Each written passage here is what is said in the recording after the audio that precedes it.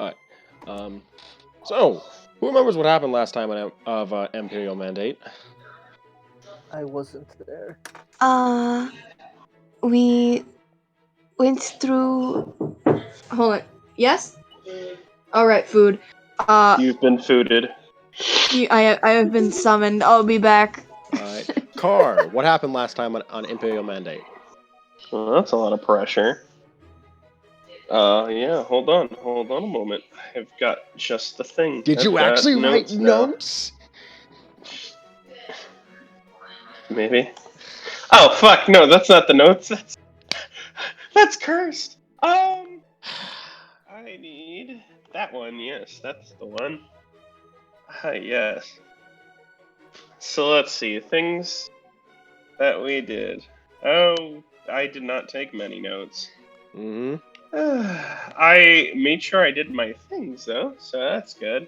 Mm-hmm. There was also that day of hearts that appeared. Mm-hmm. Some birthdays happened. I know importantly that at the end, Canaris Nilwa, I think, right? Yep, the Count of Aeneas. Aeneas came over and was like, gonna need that Alar. And then Whitney and Tate were like, yeah, how about no? And he was like, how about you die then? And they're like, okay, maybe we'll give you Alar. Mm-hmm. And we gave him Alar to go to the capital, right? Because there's a little siege thing going on, and he's needed to up the count's kind of thing, and we kind of agreed to just keep the whole thing of him being there a secret. In a way, basically to let a rumor spread. Yeah, to let a rumor spread instead, and hopefully that Storm King guy, Tempest King. Tempest King, close enough. That sounds much cooler. Tempest King, yeah. Doesn't get to know that information. Yes, this is important. All right then. We also did a lot of magical shopping, magical item looking through. Yeah, and I know Dion got a little force, and Tate did as well. Yep, there were now guards for Leowin. And am I missing anything else? No, nothing besides that. We got through the first year, correct? No, we didn't even get through the first year. 3 months. Yeah. All right. Well, first. Cool. All right. Well, first 4 technically, and. Yeah, am I missing anything, brother? Nope, not missing anything. Hi. Hey. So, moving into the 5th month, Talsa. Saracen, this month is your birthday month, just to let you know. Happy birthday to me. Yep. You will turn... I turn... Let's see here. 37. 37 on the 9th. So, hey! Changed. I never thought I'd be changing age ever in a game. Yeah. Here we are. So, with that... I mean, you technically doing all the games. True shit. Always getting a few days older. And with that, not much is happening this month. Does anyone have any particular plans of what they'd like to do this month? Well, there are a few things happening. Does anyone have any plans that they'd like to do over the course of the month? No, not really. Hold on, sneeze. Wait, how large is the time skip? Well, the time skip's going to be a total of 3 years, but currently we're going over the month, which is about 1, 2, 3, 4, 5 weeks. Okay. So, for reference, Noam, I explained this last time, but you can't. So the things I know you can do, you can go to a magic item auction, which is going to take which takes a number of work weeks. You can learn a new skill, language, or tools, or because I remember that this is a thing, you can craft a magic item. Ooh, what kind of magic item? Any. You just need materials. It takes a certain amount of work weeks and it takes a certain cost. Or you can work at your business. Did you say business? You can either it takes a certain amount of weeks and a cost depending on what rarity it is. But I also wanted to add that you can also just choose to work at your business instead.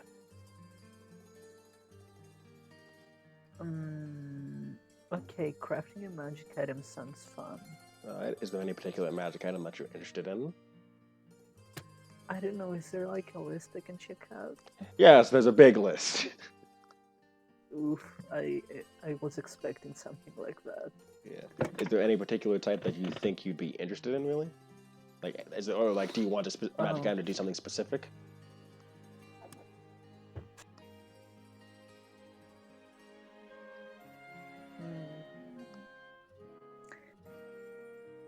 I'm not quite sure. Okay. Well, Can I like take a look at the list and decide? I don't know. Actually, let's see. Wonder if I can. So, let's see.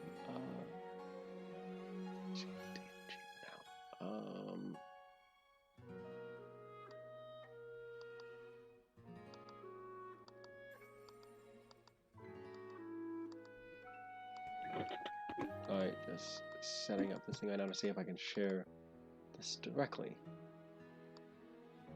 Okay.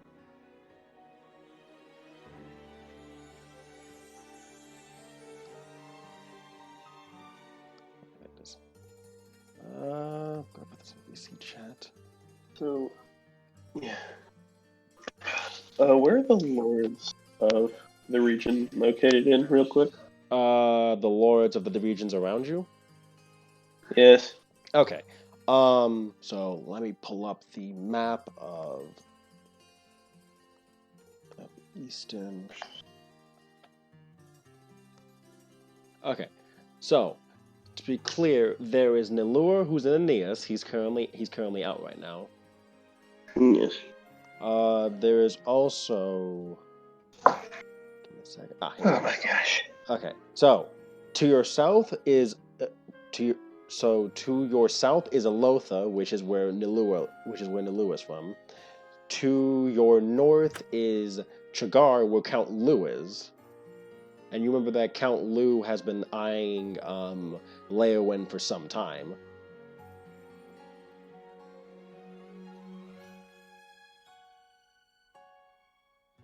Trigar is Count Lu, you said? Yep. I actually pinned the provinces in the lore chat if you want to look through there, but I can keep explaining. Okay, it's lore chat. Thank you. Yeah. That's what I was looking for. I didn't want to bother you with that. No, you're good. But it doesn't have the capital names in the capital of each province in there, but Let me just. Oh, the capital. Of each province. Give me the capitals of each province. Hold on a moment. Let me put these in here real quick. All right, the capitals of each province. All right. So, okay. So Elotha is Aeneas, as you know. Lotha. Actually, actually, right above province of Hanak, there's a picture that shows all the capitals of the different provinces. Actually. Well, since you're already here, what's the capital of each? All right. Okay, then I'm gonna go. Selhora? Selhora is you. That's Leowen. What? Remember? Okay. All right. Olaran is Shirayan. Shirayan. Oh, Alarin? I don't have that one. Easy if you just looked at the picture, probably. How do you spell that? Chief, there's a picture. Oh my god. Oh, Lauren. That's. Alright. Is what? Is what? Shirayan.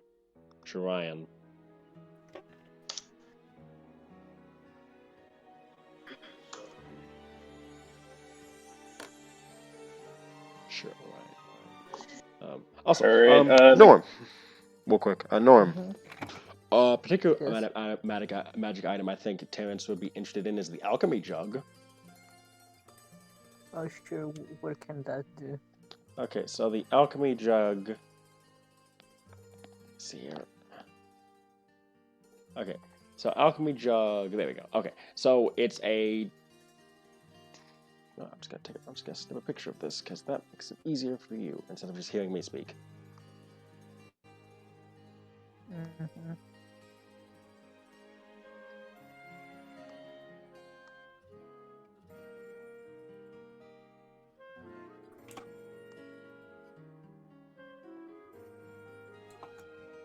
1 second here. Okay, I'm gonna post this in image chat.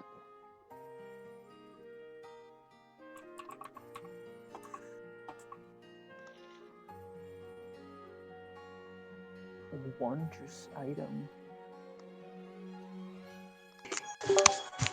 I'm back. Welcome back, Roxy. We're just going over what you guys are doing for the month. All right.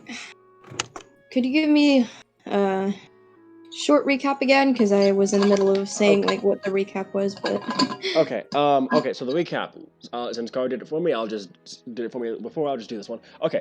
So just a reminder. Last session, you guys started the time skip. You guys got 4 months in. You guys are currently in the 5th month. To be clear, you guys got a lot of money. You guys went magic item shopping.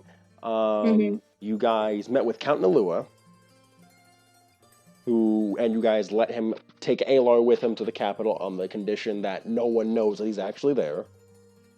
Oh, right. Yeah, to protect him. And to protect, you guys, because the Tempest King might, carve a path eastward trying to kill him. Yeah. And,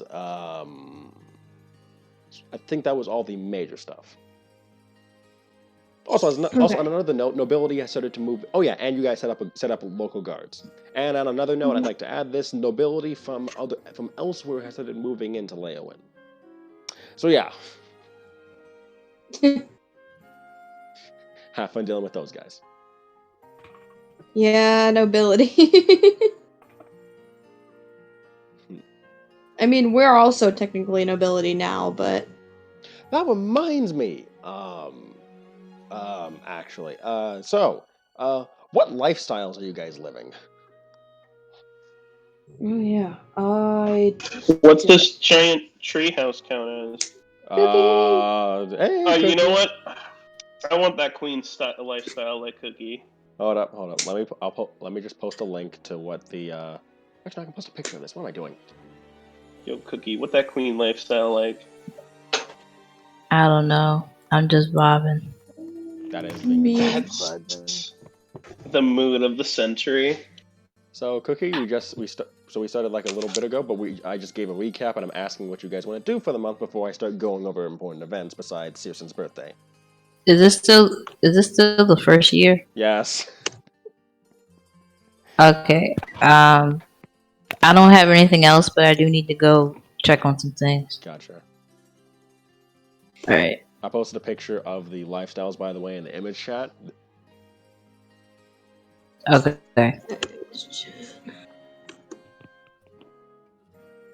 I mean, would it be snobby to go for aristocratic? Not really. Because I can totally do that. You have the money for it. You are French. Hold on, because I am French. That's 10 gold per day, by the way. Yeah, I see it. I'm looking at the picture. Wait, Cookie, what did you say? 10 GP minimum, so I could go more than 10 gold pieces a day. Let me cake. I'll say I'm aristocratic now. Alright, that's gonna be 10 gold per day, so... Wait, okay, so Roxy, for you, since... How many days are in this month? Give me a second. Okay, assume that... God, I think almost every month is 30 days. Yeah. So unless I say... So just assume that... So you're gonna spend 10 gold per day? What? What the heck? I didn't play anything. I haven't... I haven't even watched Elven Lied. Okay, so Roxy, assume. Okay, so Roxy, assume that since you're spending 10 gold per day, you're gonna spend 300 gold per month, basically, Oh, damn. to I keep guess it that makes sense. to keep that lifestyle. Because some of these vary between 31 and 30, and I'm just like, you know what, we're not gonna worry about it. Just assume that it's a straight 30. Yeah. Norm, Terrence, what type of lifestyle do you want to keep? Lifestyle. Oh, right. I posted in the image chat. You just gotta I remind me was whenever over, I need to do modest it. or something, right? Do you want to go modest? Oh, yeah, I was. Alright, so what do you want to be now?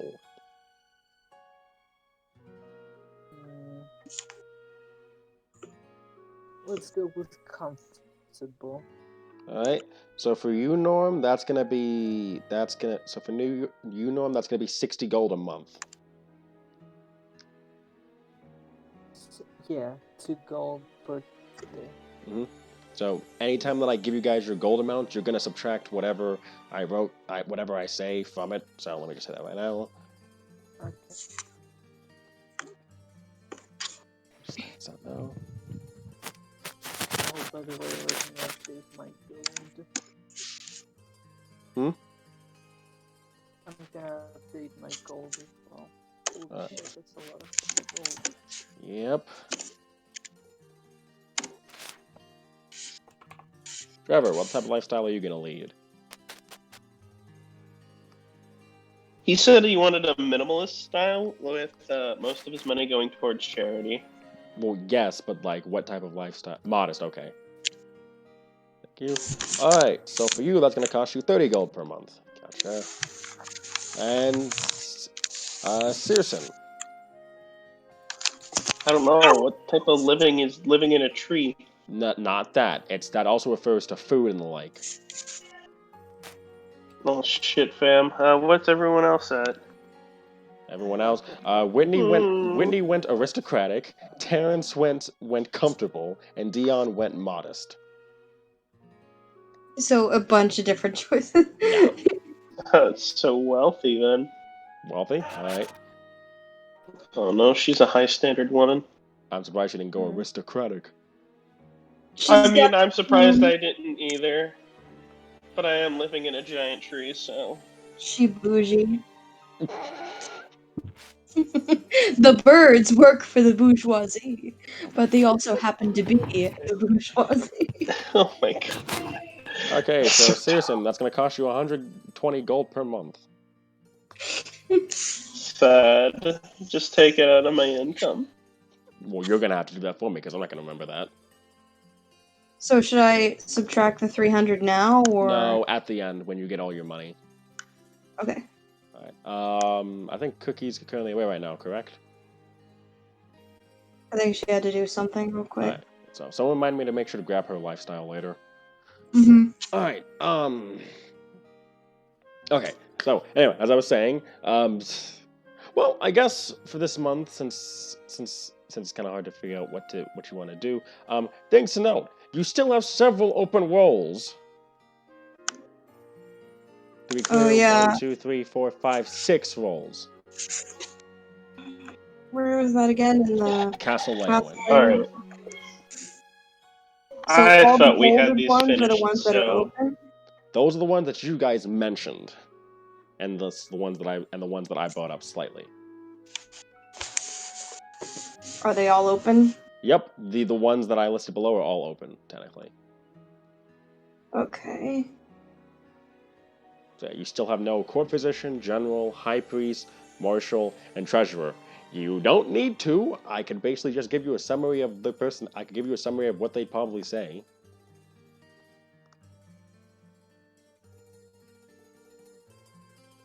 Just ask me whatever. Who's Pino again? Asimir. She takes care of the shrine. She took care of the little shrine that was in the middle of town. Okay, so Flame. Well, no, because she was an Asimir. You didn't know what type. She slept next to the shrine, and you know that she doesn't follow one god. She kind of follows all of them. which is weird for a cleric, but yeah, it's basically That's for high priest. it's basically majority. The only other cleric that you know of is Leanne, who is the follower of the Light Brother, who you know is very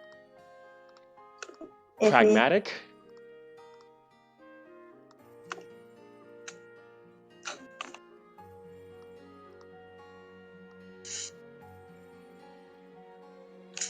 She sees the upkeep of legislation. Who?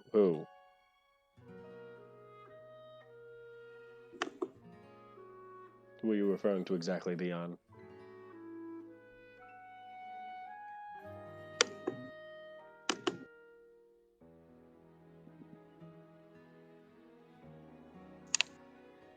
I think he means Pino. No, Yeah. she just Pino just she just helps whoever's needed. Like that's her thing. She just tends to the shrine. You could say that like she's very open to other religions, basically. She's a spiritual person. Yep. Could I say like one thing I did this month is like interview Needs the Dough to see like his ability to take on a task. Well, yeah, he is the manager of your bakery, so. Yeah, so I feel like he could be a good treasurer. Yeah, you just know that he's very like what about it because he's like, why me?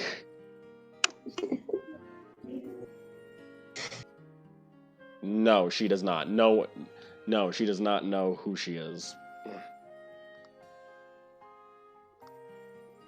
Mainly, she's flown under the radar for the most part.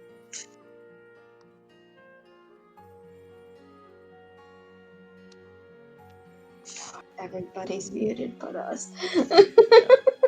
Well, I mean, if I was unmuted the whole time, you'd just hear like a whole bunch of Arby's. Yeah, I know. I commercials would hear I'd hear a bunch of Madam Exchange. Well, Carl, what do you think?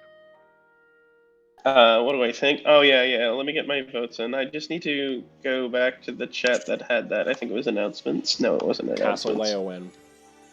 Right.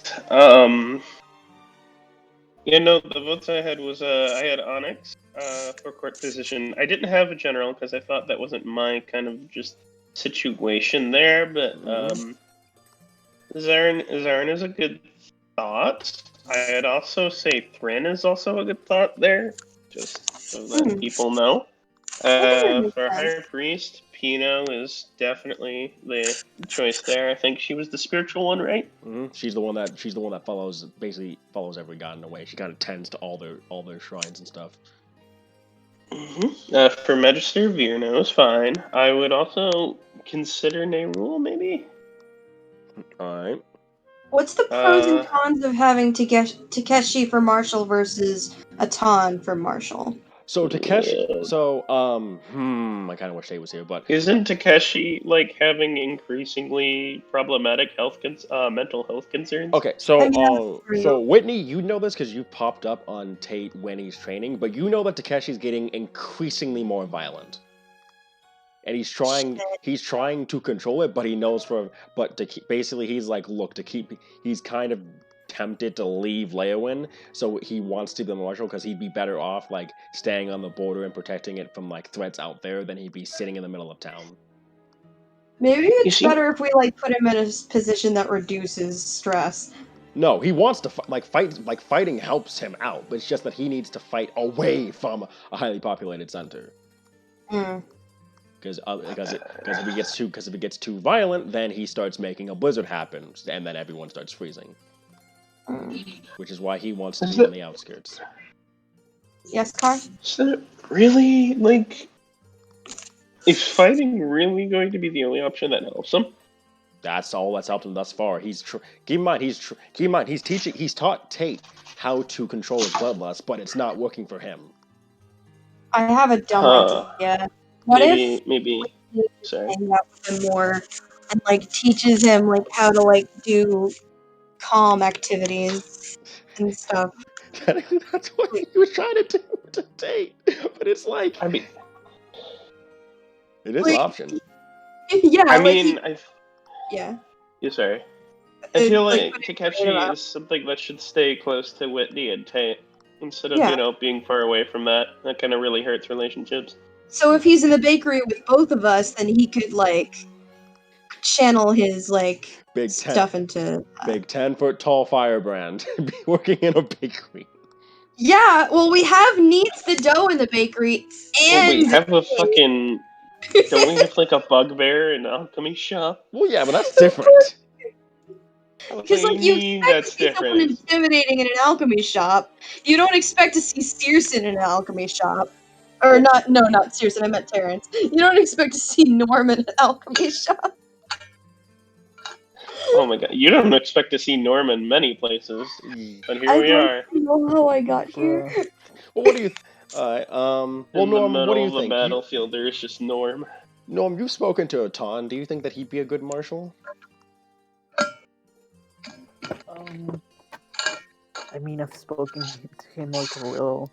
Yeah. Wait, what exactly does the marshal do? So basically, they defend the border. So the border of the region. So basically, he's gonna go out. Basically, So basically, a marshal would set up new settlements, and they also protect the edges of your territory. So he'd be dealing a lot of scouting the frontier basically of your region, and also dealing with threats that are on the border. Okay, but isn't he pretty cocky? Yeah, you know that he's a bit of a berserker, considering the fact that his name's Atan the Fury. So yeah, maybe not the best idea to put him out in the front line while we're not currently really in conflict. Yeah. I mean, neither one of the choices that we have right now, I mean, we can obviously think of someone else too, but neither of them are very mentally stable, I guess. True, but you do know Takeshi has a bit of an intelligence to him. It's just that he has a problem of keeping himself under wraps. Yeah. Because he is keeping it in his pants. You know that he's been a mercenary for many years, so he knows strategy and the like. I still really want him to bake with us sometimes, just to hang out with us. Okay. Let's go with the one that we know for a fact. So Onyx is definitely going to be court physician, right? Mm-hmm. And hold up, I think what was I at? Pino is definitely going to be high priest. Alright. I don't think anyone challenges Pino being high priest or Onyx being court physician, right? All opposed?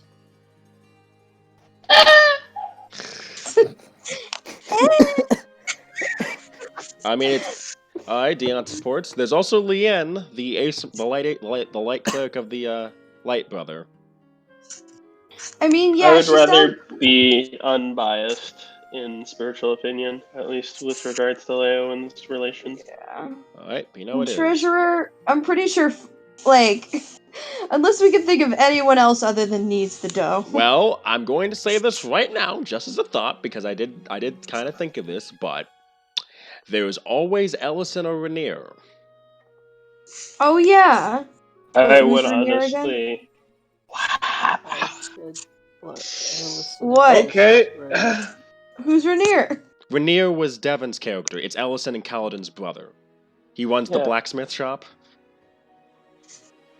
Oh, fuck. I would put Alice in there, in the event that she does come back, she gets something. Alright. Yeah, that's good. She does have a good wisdom modifier from what I remember. Yeah. Alright. See, I knew Kaladin and Ellison were related, because obviously they always talk about it. I forgot about Rainier. Yeah. While I say Rainier would be a better fit, I also think Rainier is a little bit more biased than Ellison. Yeah, Rainier does. You do remember that Rainier is very annoyed about the fact that people treat him differently because he's young for an elf, so he's very trying to prove himself. Yeah. So what are the only ones we have left to debate on? Magister, General, and Marshal. Magister, okay.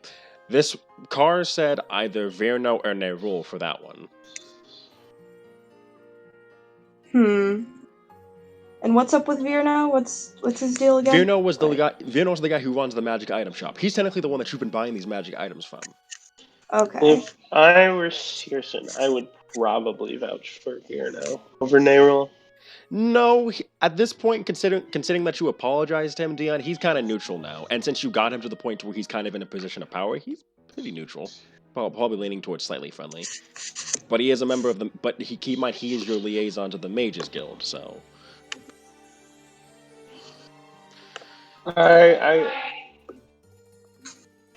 And like Nerule's like He's Alar's student. He's also connected to the shadow realm, not shadow realm, shadow corridors. There we go. yeah. Come on, a better name for that.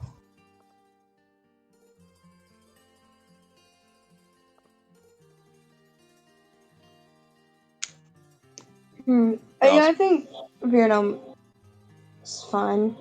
You also know that Nerul kind of dislikes the Mages Guild because of what they did to Alar, so yeah. Yeah, that's messed up. Okay, all that's left now is General and Marshal.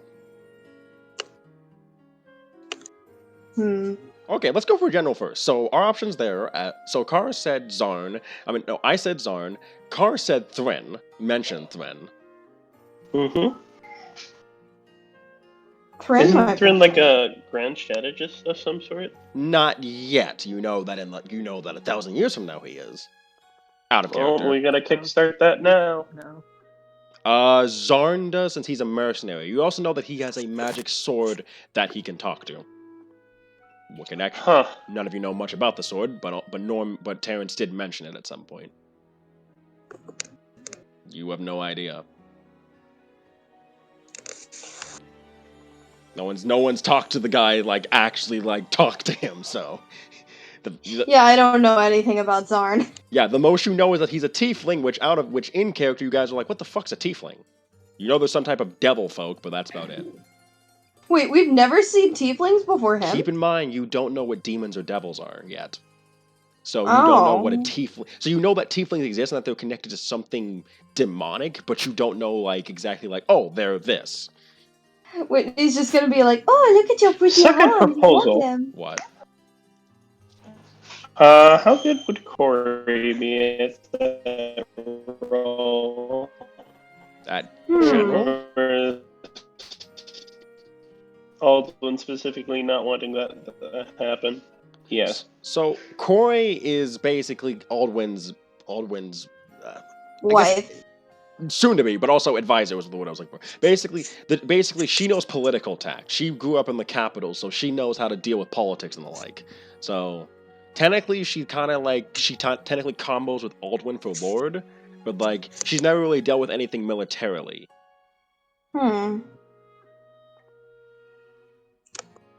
Okay, that's out. Well, I mean, she might have a knack for it. She could probably learn, but she's never learned strategy and stuff like that.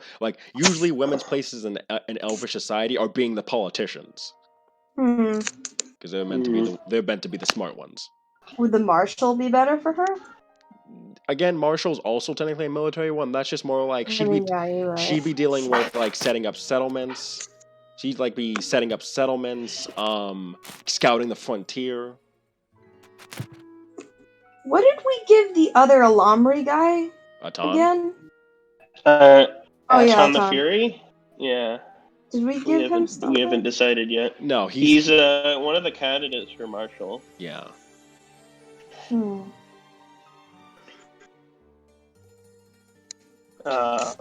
Yeah, this is taking a lot of deliberating. No. Oh, sorry. Another option is, if you want to bring him back, there is always Steel. Steel. Are we talking about the leader of the Yes, the mercenary leader. He was the one that butted head with Aldous. I actually deeply considered that, but you said he was gone. Well, I'm bringing this up now because he could. I did say that you guys could bring him back, so I'm going to offer that chance now. You can bring back Steel as an NPC character, but keep in mind that he is very anti-goblin, goblinoid. What race was he again? He's a Ganassi. Oh yeah, Ganassi. Anti-goblin. I can't. I don't think do I with that can one. that. Goblinoid, but yeah. Basically, like, you remember that during the fight against the Merrick Legion, he very much pushed for his men to take no prisoners. Personally, if I have to specifically choose a Saracen, I think the best fit for General would have been Steel until you mentioned the Goblin. Isn't Thrin a bit spontaneous? More like Thrin has a bit of a habit. Thrin's smart. Like, you know for a fact that he's very smart and he's good in the ways of the druid. But you do know that sometimes he will start getting very gleeful about the idea of fighting. So Dimitri. Yes, but not like full on bore. Like he'll keep his sanity and stuff, but he will be very like when he comes up with plans, you'll look at him like, whoa. Like, for example, he was the one that came up with the idea of, hey, why don't we lure them into the remnants of a town and burn them? Ooh. Lord. I have a nasty thought. What? 2 generals. You can only have one. A day and a night general. You can well, okay, hold on, let me hear this out. Wait, who is it, General? No, he said day and night general. Okay, let me hear this. Oh. And I was thinking Thrin for day, and Nerul for night. What is that? What? Like, basically, Nerul, like, Thrin's the one that goes up front about it, and Nerul's the one that's sneaky stabby stuff? Yes, so for general, like the official role, we'd give that to Thrin, but we'd also give Nerul the same amount of power.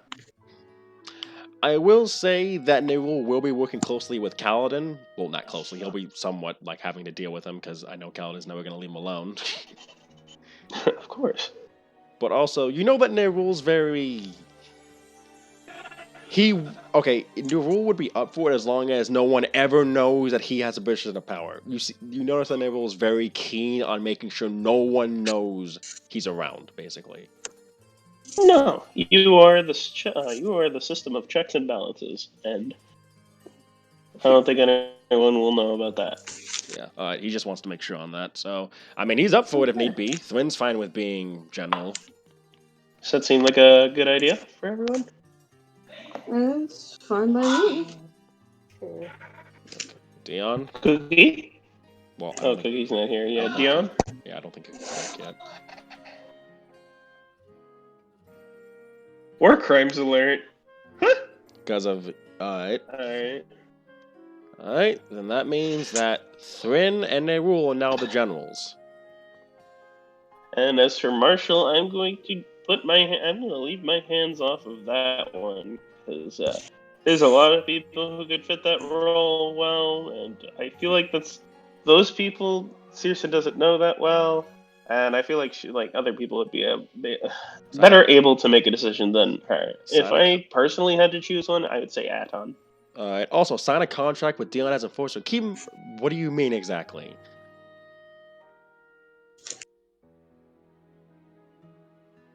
What the fuck?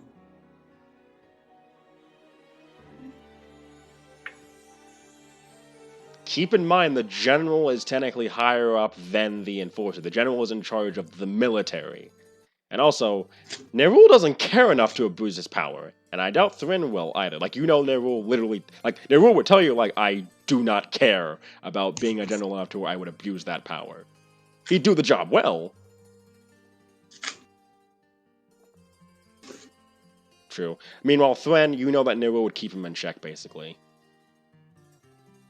Also, since he's a druid, he kind of has to stay to some code, or else he might lose, or else he might start to lose power.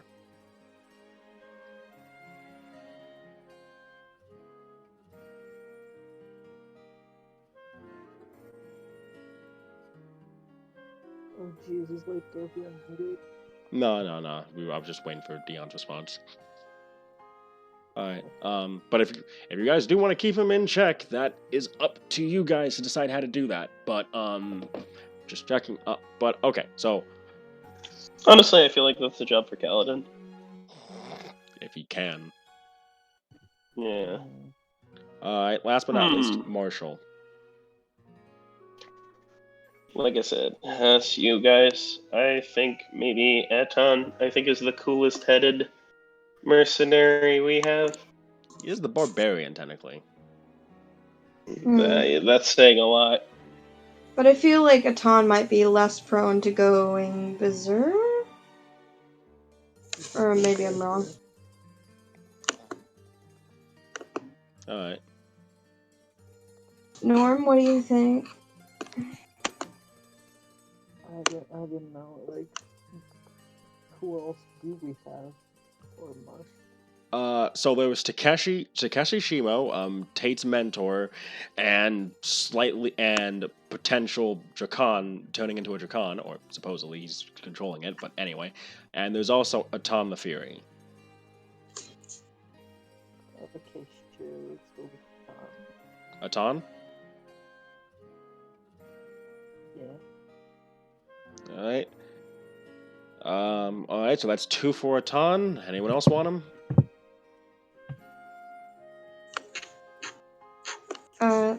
Yeah, I was saying Atan. Alright, that's alright. Well, I guess that's 5 for Atan then. Atan the Fury is now the Marshal. And we're all good with those rules then? Everyone's good with this? I'm gonna ask Cookie when she gets here to make sure she's cool with it, but Mm-hmm.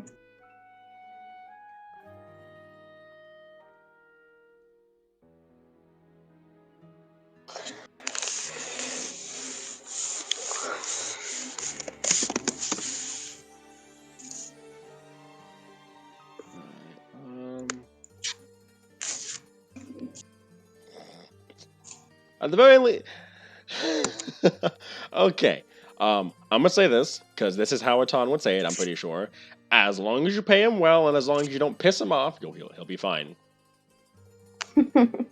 That's his 2 rules: pay him well, don't piss him off. Yeah. Here, hold up.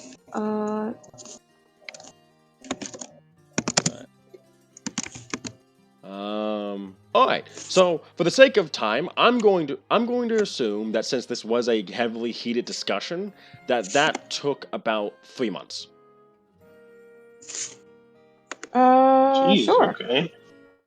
Just because of all the stuff you're gonna have to set up because of it. So, give me a second here. So, you guys each got. Let me see here.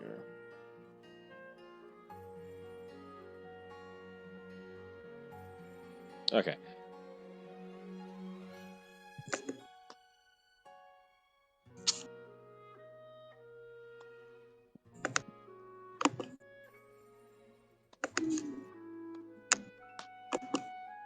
Make sure to subtract your lifestyles from it. Okay. So 3 months, that's 900 gold? Yep.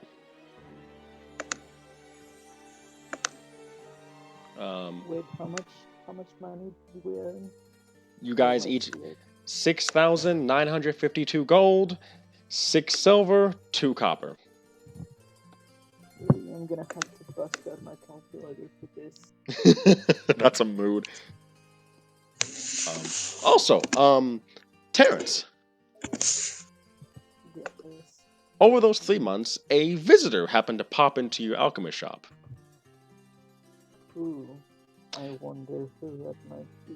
So you and Grimbosh were working in the alchemist shop one day, and this wood elf kind of comes in, kind of like looks around, kind of story. You know that he's an adult, but you know he's kind of looking around like all starry-eyed. That makes you wonder how young this guy is.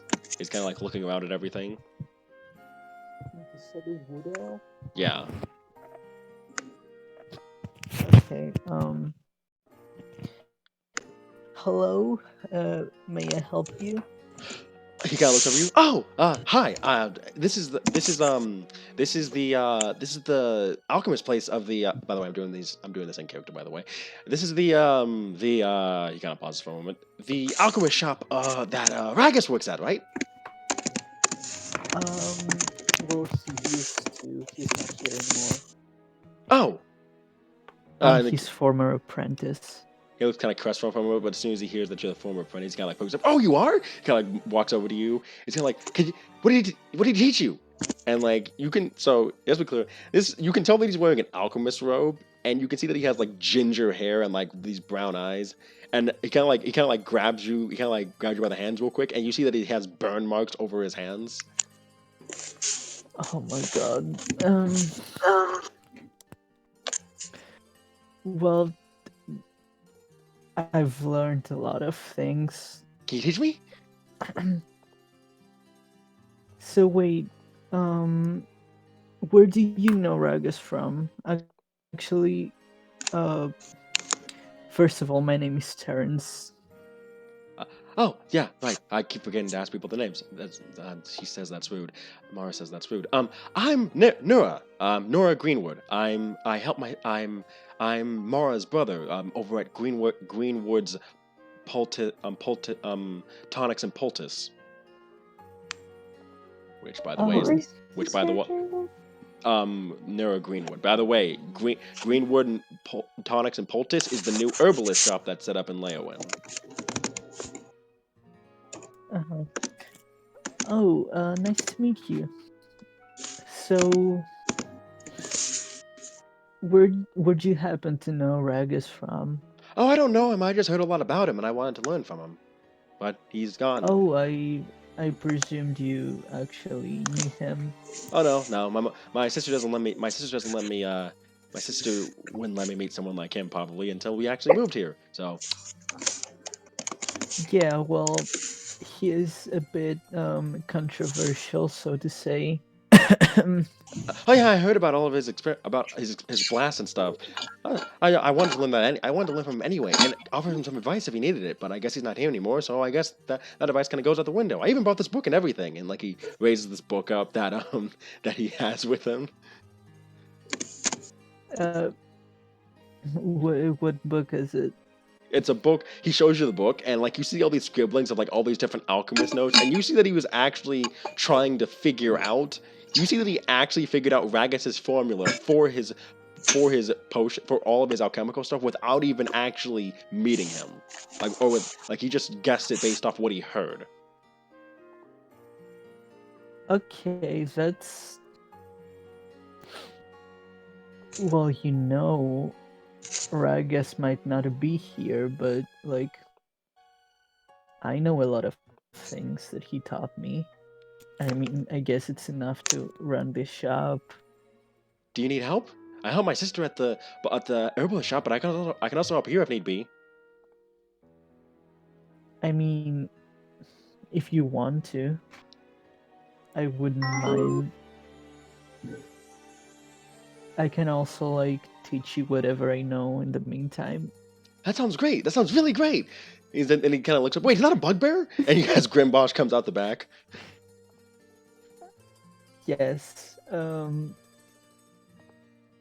Wait, can you remind me his name? Grimbosh. No, the wood elf. Oh, Nura. Okay, so Nura, this is Grimbosh. He's my... Is he like a helper? Yeah, he's your employee. Yeah, he's my employee. He's your apprentice. It's nice to meet you. My name's Nura. Oh my, you're really tall. It's really nice to meet you. As you see him shaking like Grimbosh's hand, and Grimbosh kind of like looks back at him, like just letting him like shake his hand all over the place before looking at you and says, "Hi, guys." Like he said, I'm Grimbosh. You're very hyper. Oh yeah, my sister says that I'm. Some people say that there's something wrong with me, but my sister just says I'm just wired differently. You know. I just get really excited, and, you know, I just can't. He has like a big grin on his face. He's talking to the two of you. Ha.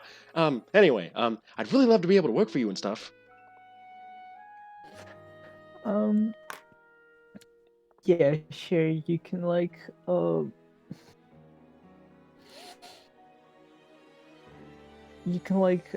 come by tomorrow, when we open up. That would be probably a good idea. Oh, okay, that sounds great. I can't wait to actually start working for. And then the door opens, and you see this. Let's see where she is. I could have sworn I. Wood. Ah, There you are. All right. You see this far younger wood elf kind of walk in, but you notice that she has pink eyes instead, and she see that she kind of looks a little bit like Nura, but she kind of walks in and says, "Nura, you know you're not supposed to leave the shop without Mara's permission." "Oh, sorry, I just saw the alchemist shop and I had to go visit. This is Terrence. He works under Ragus. I might get the chance to work under him." Hello there.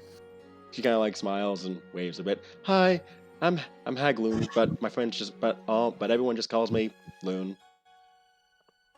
Oh, Or not Hag. Lewin." Hi, Lud. Nice to meet you. Yeah, sorry about that. He's not supposed to leave. He's not supposed to leave. He usually lets us know where he's going before he heads out, but sorry about that. Oh, by all means, it wasn't anything bad. He actually,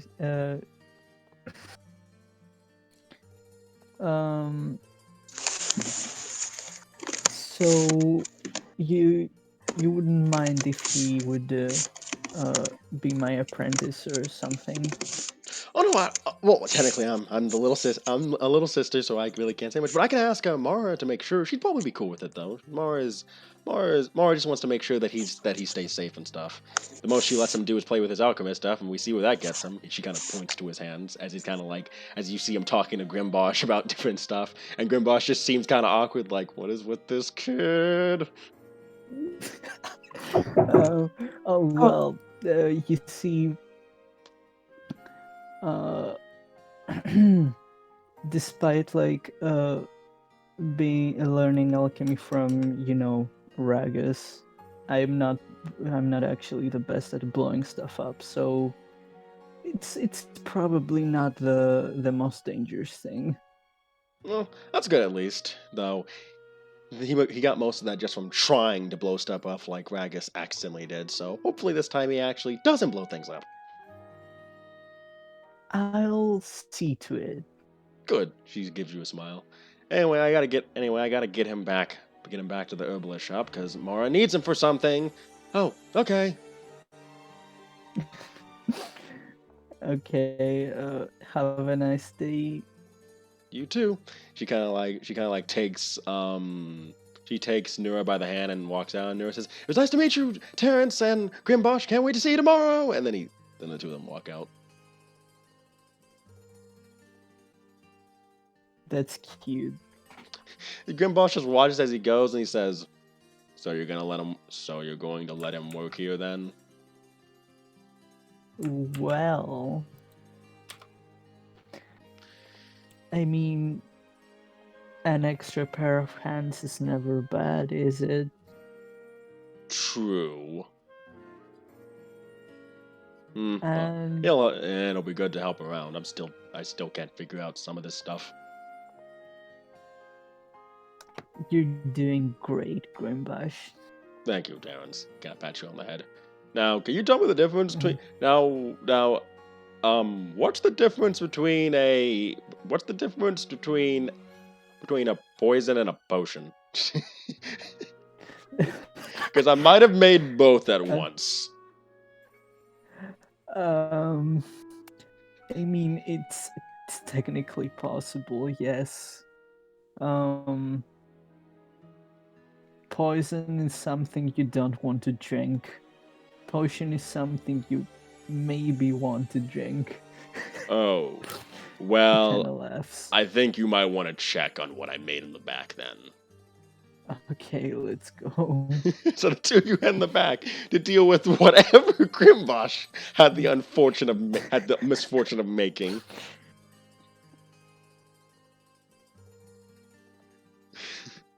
And with that, we're gonna pull back out.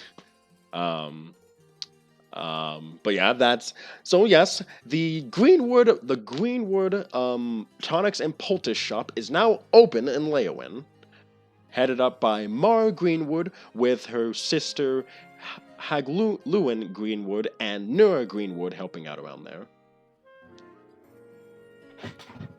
Can you say that again? I didn't hear you well. Okay, so the Greenwood Tonics and Poultice shop is being run by Mara Greenwood with help from her sister Hagluin Greenwood and her brother and her younger brother Nura Greenwood. But Nura is gonna be bouncing between both shops, helping you and her. Oh, so they just moved here, basically. They set up a herbalist shop here.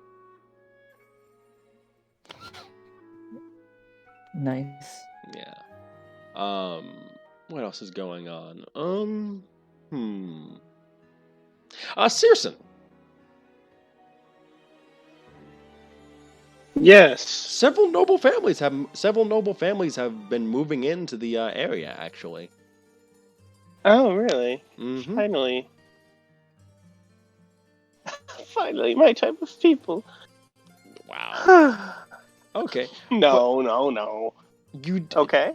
But let me see. Just make sure. Okay, 3 notable families have moved in actually. Mm-hmm. The Carver family, the Dinar family, and the Marvan family. All right. What is? Let me type those down. Can you repeat those one more time? I posted the names, last names on the VC chat. There we go. What is important about these families specifically? Okay, so the Carver family is a family of halflings. There's I'm not gonna go over like the members unless you want to meet them, but basically, you know that they're old money. Like you know that the patriarch of the family is kind of a very big cheapskate. So the business that he runs, he's very like penny pitching about it, but he's been able to save a lot of money off of it, and that's where a lot of their wealth comes from. What did I miss? Terrence. Rich people. Yeah. Oh yeah, you missed the Terrence arc. Terrence talking to Nura. No, I was here for the Neuro part. Who the fuck are Carver, Marvin, and Denno? The new family's moving in.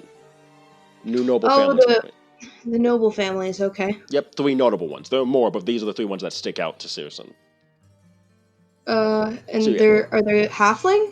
The Carver family's halfling. The Marvan family is moon elf. Well, no, it's elf. Ooh. Let me check to make sure that. Shadow elves. Do I only have one of the Screams? Do I only have one of the Marvan? I should have 2. No, but there we go. Okay, yeah. So the Marvan family is a family of moon elves. You know that Lady Marvan is a big party thrower. Oh no. She loves throwing parties. But her husband, you know that her husband's a bit quiet though. He kind of whatever business the family does, he kind of takes care of that while his wife's kind of like the big like jubilant person that throws parties and invites all the nobles out to have fun. Okay. And Dinar? A bit quiet though. All right, Dinar. All right, the Dinar family. You don't know much about this one. They are very close. This one, they're the major. You don't know much about them personally. They have a lot of. You know that they've fallen on hard times because recently their business, they had some of their investments have gone under, and the Dinar family is struggling to keep afloat because of that. But you do know that they have a high. You do know that they have a high. What's something when you get a lot of in and out? When you get a lot of like things coming in and things coming out? Turnover? Traffic? Would we turnover? What things like what coming in and out? Like people? People. Would there be turnover? Turnout. Turnout. Turnout. That makes more sense. Okay, I thought it was turnover, but okay. Basically, there's a lot of Tabaxi servants coming in and out of like working in his family and leaving. Like there's a constant throughput, basically. What's the family like business? Specifically Tabaxi? Tabaxi servants. They mainly keep Tabaxi servants. What's the business? They had an investment. They had investments in Aeneas, but some of their businesses kind of fell out. so they're running out of money, but they're struggling to keep investments and stuff. They just have servants that run their household for them, and it's mainly tabaxi, and a lot of them come in and out. Some of them they mainly like a lot get hired and a lot quit.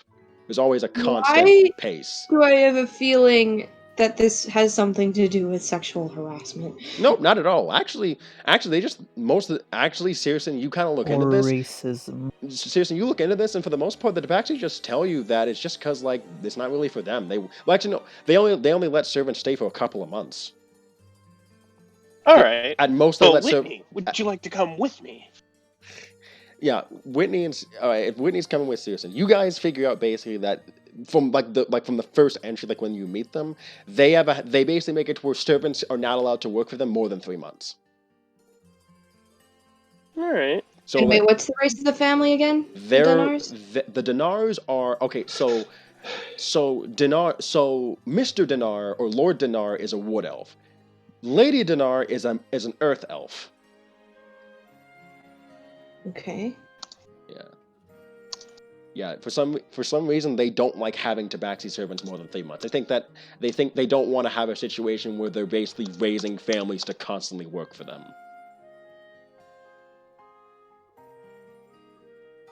All right. Let's pay those Dinars a visit. All right, you want to pay them a visit? Yeah. Yeah, I'm gonna come with Sarah. That's a lot of unknowns. Yeah, you could make a small welcoming. I was going to do that. I was gonna bake a pie from this book, actually, the rose and blackberry, the rose apple and blackberry pie. I'm so glad you're using that. All right, you go to visit them. A tabaxi servant opens you at the door, and they immediately bow to you as they recognize that you guys are kind of like the Lions of Leowen. I bow back. She kind of leads you over to the office where Mr. Dinar is, and he immediately sees you all and kind of like stands up, and he kind of like bows quickly. Miss Rosanak, Miss Crimpete, I didn't expect you all to be here. It's okay, you can relax. I brought you a pie. Oh, thank you. He smiles. He kind of like smiles weakly, and he takes the pie. I hope you are not allergic. I don't think so. By the way, his name. By the way, his first name is I'm gonna post his first name in BC chat. Abresso. He sounds cool. He's a brown-skinned elf with shiny blue eyes. Ooh, that's hot. What are you all doing here? I didn't expect you to visit a family like ours. He says he kind of like takes his cane, as he kind of like grabs his cane from like next to his desk and kind of like uses it as he stands up. All right. Reference, by the way, you notice that his cane looks like this. Oh. Wait, I don't know that, right? I don't know wolf speak. No, none of you know Darn Lupin. it. None of you know Lupin, unfortunately. Wait, so what did he do? He has a cane. He has a wolf cane that has Lupin inscriptions on it. Oh. Do you know what that translates to? Is he a Lupin? No, he's a wood elf. And the wife is a earth elf. Okay. Yeah. Okay. Let me just post the descriptions now. I'm actually trying to take notes this time. Oh, you're taking notes too? Amazing. I know, impressive, right? That's so. Oh, that's mean, Dion. No, I'm joking. Wait, what did he say? He said we must be wary. He said we must be wary of the Lupins. Ah, yes, the loops. He kind of looks at you. He kind of Fruit Loops. He kind of like takes. Fruit Loops. Yeah. He kind of takes the wolf cane in his hands and kind of like uses it. And he's like, well, what are you all doing? What are you two doing here? If you had, let you were visiting, I could have had what a little of a welcome wagon we can have over here. No need to worry. We are mainly here for the concerns of all the people in our town, and there's a few things in your demographic info that popped up to me, and I thought we could iron a few questions out. Oh, all right. Do you also need my wife to be here for this? I can go get her if need be. Sure. All right. All right. Elia. He kind of like walks off with his cane. You notice that he has a bit of a limp, actually. No. can I tell if it would? Can I like cast or not cast? Like, can I roll medicine to see like how it happens? Yeah, roll medicine. Okay.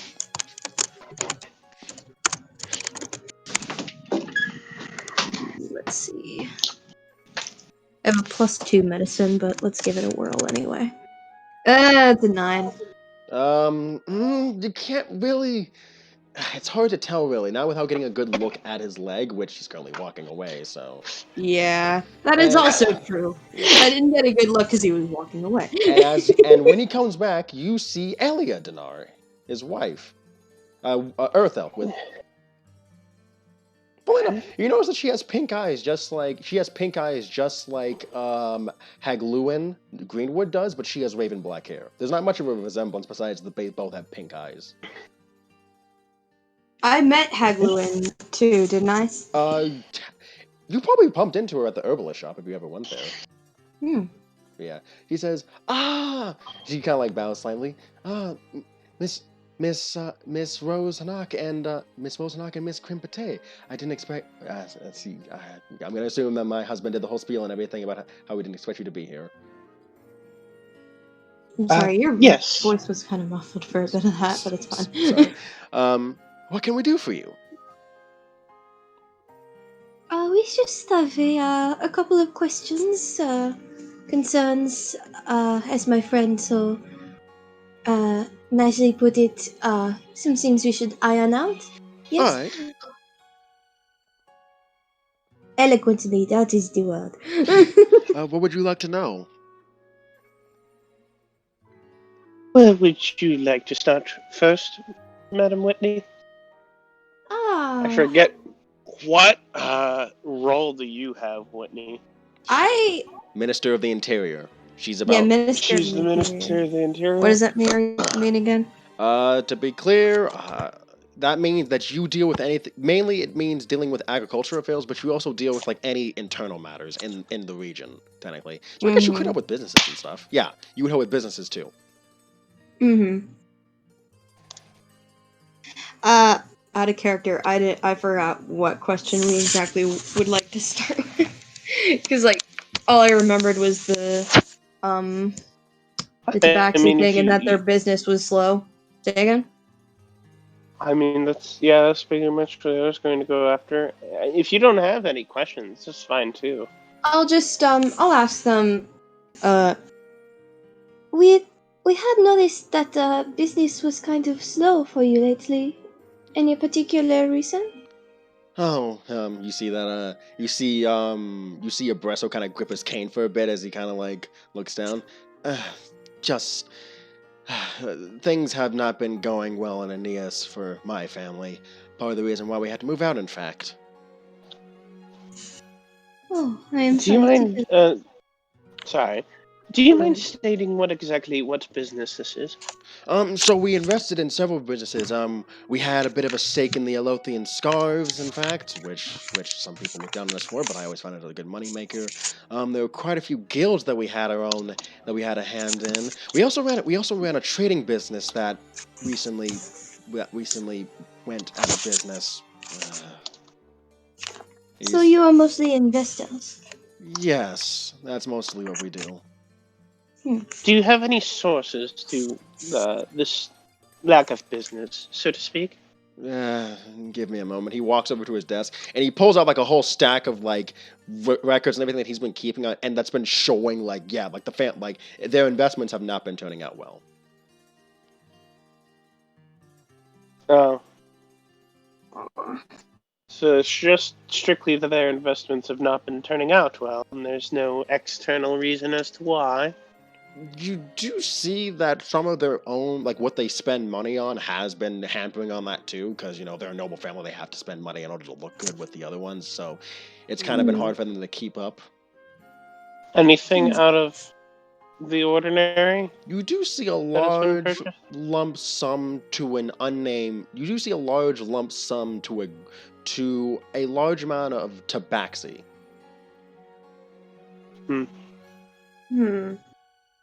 I have to ask, that is a very interesting cane you've got there.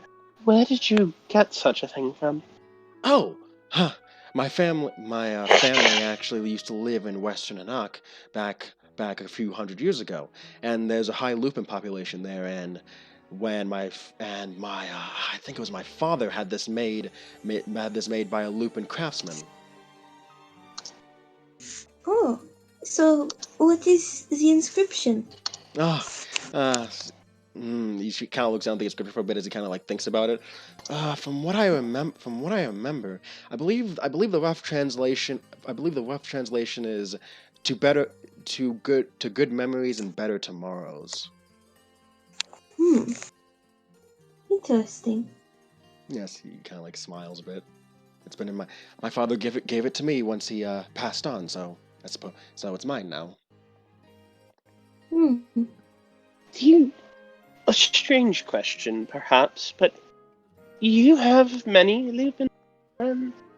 No, I don't. No, Lupin, due to the rough relations between elves and Lupin, I don't have any Lupin servants really. It's mainly Tabaxi ones, due to the fact that they're cheaper. You hear Ilya say as she kind of like looks through some of the papers. Is that the only fascination you'd have with ordering a bunch of Tabaxi servants? Yes, we leave job openings. They're just the main ones that try to apply, since Aeneas is known for having a high Tabaxi population. Alright. That's the only reason why there's a big lump sum in here for Tabaxi in particular? He kind of like pauses. He kind of like freezes for a moment before he says, that. Um, yeah. So there's another reason why we decided to leave Aeneas. I have family that had issues, and unfortunately we could no longer stay in Aeneas, and I couldn't keep that family around anymore. I'm gonna roll insight on that. Go ahead. Oh shit. Detective Whitney. Detective Whitney. 15. With a 15, you get the feeling that something happened back in Aeneas with those Tabaxi that ran him and his family out. Oh, fuck. And Yeah? Go ahead. roll perception for me. Ooh, okay.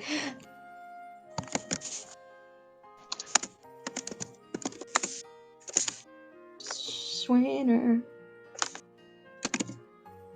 24! You can clearly tell that cane has been snapped in half before.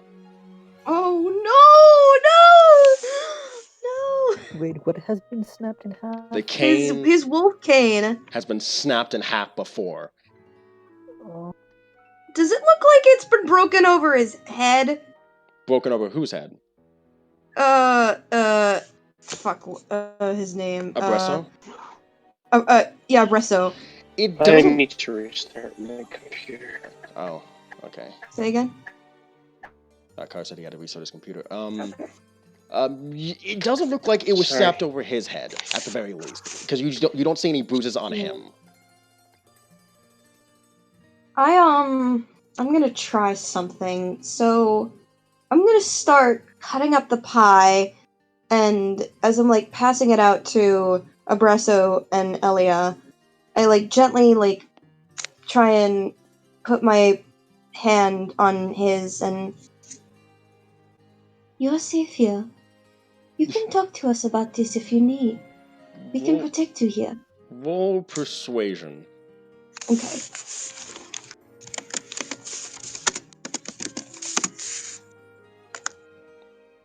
Don't let me do anything here. What happened? 26! Okay, so he kind of looks fit for a moment before he kind of like eats some of the pie, but he also you see he kind of takes the pie and kind of puts it down. He says, I have a twin brother, and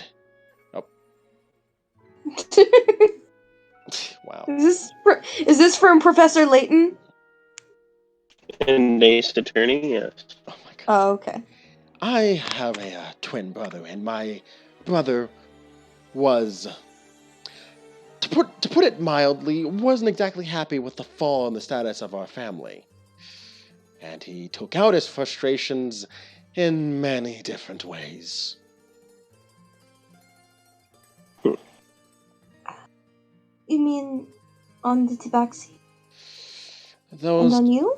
those payments those payments were from my twin brother to a large amount of tabaxi that had quit due to his actions. Thankfully, they didn't decide. Unfortunately, that didn't stop them from telling many people, so I thought it best to leave Aeneas. It's terrible.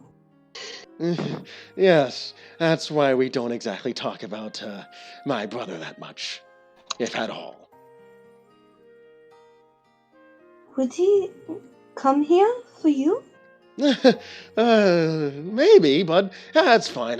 I've been keeping in some contact with him, and from what I've gathered, he's been slowly but surely mellowing out. Hopefully, some turnarounds here in Leowin can help that further. Yeah.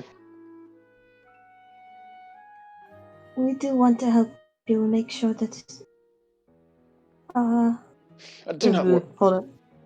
Yeah. Do not worry. This is a family matter. He just needs some help, is all. And I'm sure that once the business is fine and all, his temper will go down, and then everything will be fine. He gives a smile at that.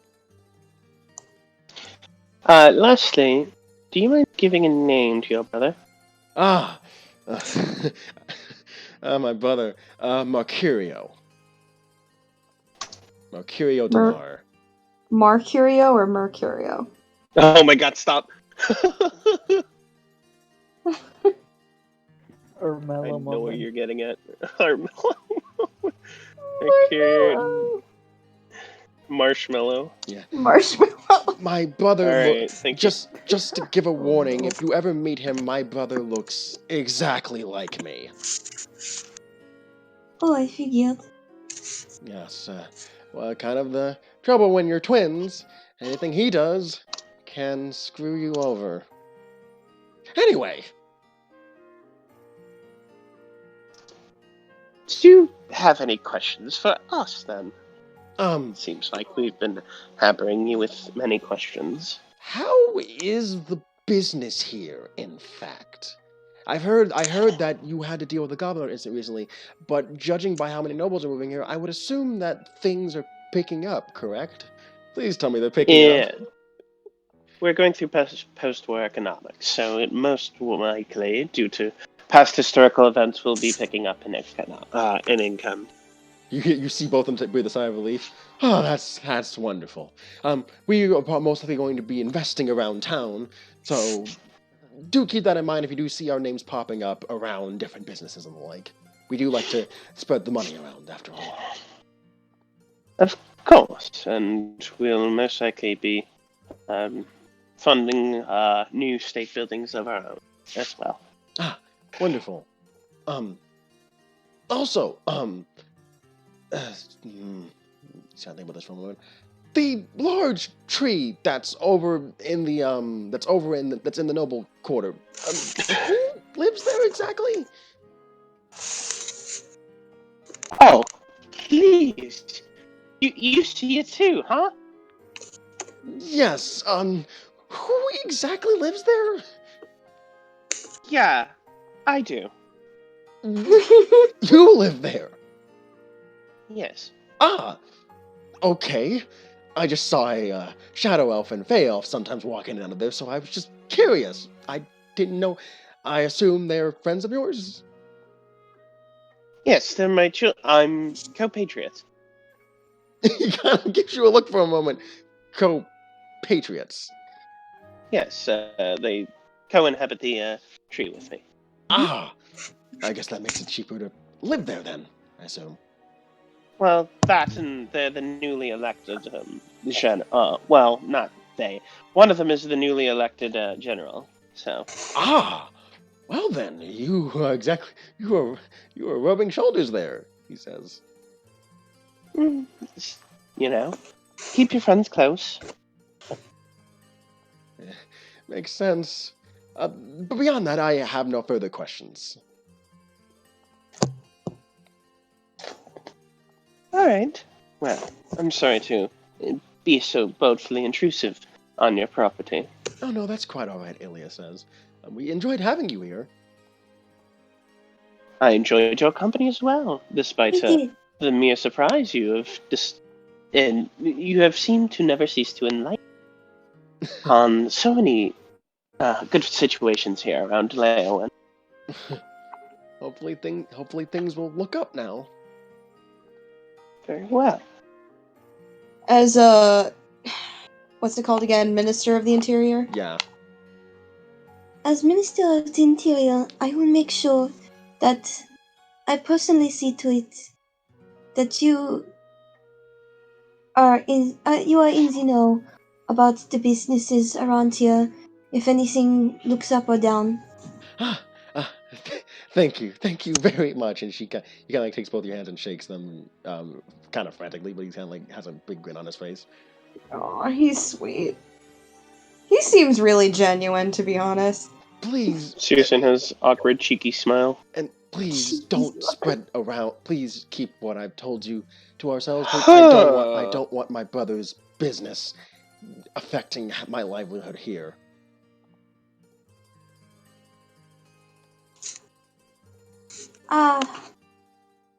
Lord, Lordina, may I call you a bristle?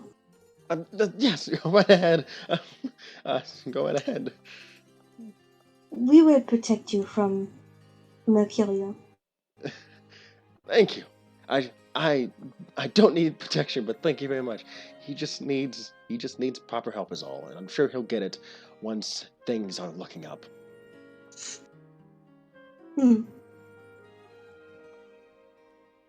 Okay, enjoy the pie. Thank you.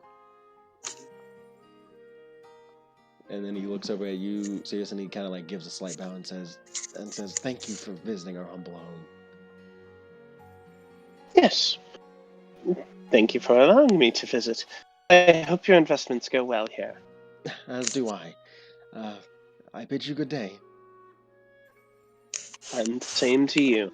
And I'm going to walk out with the notes in. Do we have time to talk to the other two families as well? Interesting. What's I would say we should do that just sparsed out over the months so that Yeah, other true. people have an opportunity to. Oh yeah, absolutely. Okay. All right. I found Car's interesting to be funny. I'm curious what he's thinking, but I'll leave that to him for now, I suppose. All right. I'd let you know if my fucking internet works on this damn computer.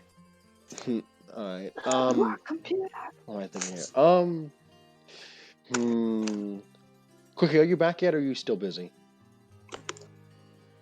Is Cookie cooking? Cooking. Well, there's Dion. I know. I'm just checking to make sure before I switch on. All right. Okay. So actually, this is for everybody. Actually. So one night, you all are kind of just hanging out. It's over the. Let's assume that this is the next. So this is the next month. So this is this is in the month of. I think it's later. This is in the month of Navan, which is the 9th month, which means it's well past summer. So you guys know for a fact that winter is soon to arrive because this is the month of the equinox. Do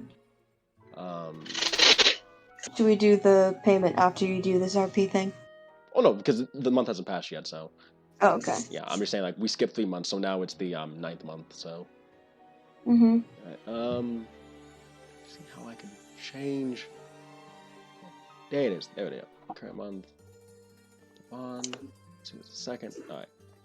Alright, and trying to think here. And that's when you notice that the light in the churches the light in the cathedral still on. Here?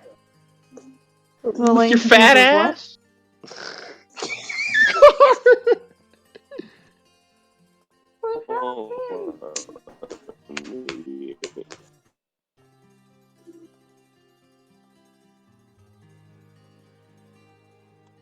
Oh my god. Can y'all hear my brother singing? No, we cannot. Okay, good. It's not the bad brother, but it's still very loud. I'm trying to think here. Why are you well, yeah. so... For reference, you guys notice that the church lights are still on, which is weird because by this point the churchgoers go to sleep for the most part. I go to investigate the church, I guess? Do all of you go to investigate the church?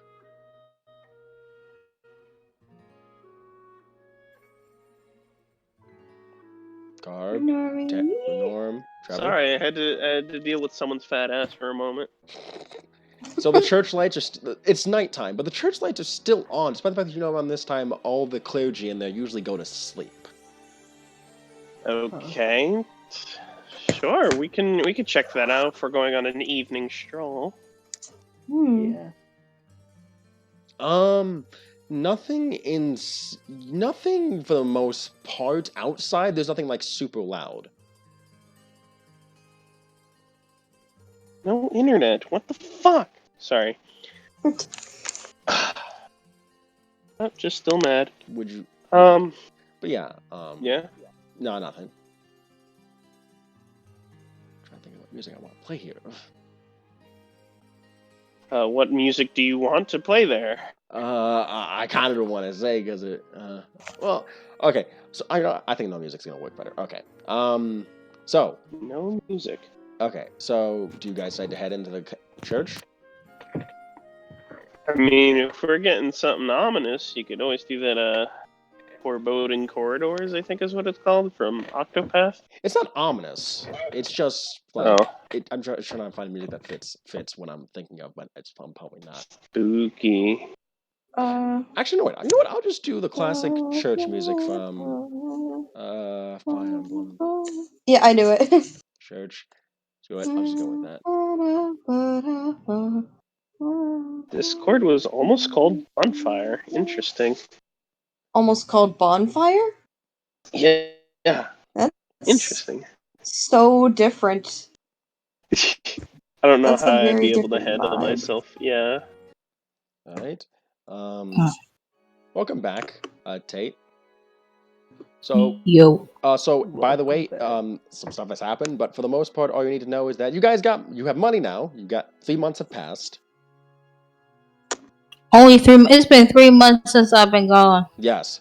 Well, hey, we're 6 months into the 3-year time skip. Gosh, Cookie. Oh my what a mute. God.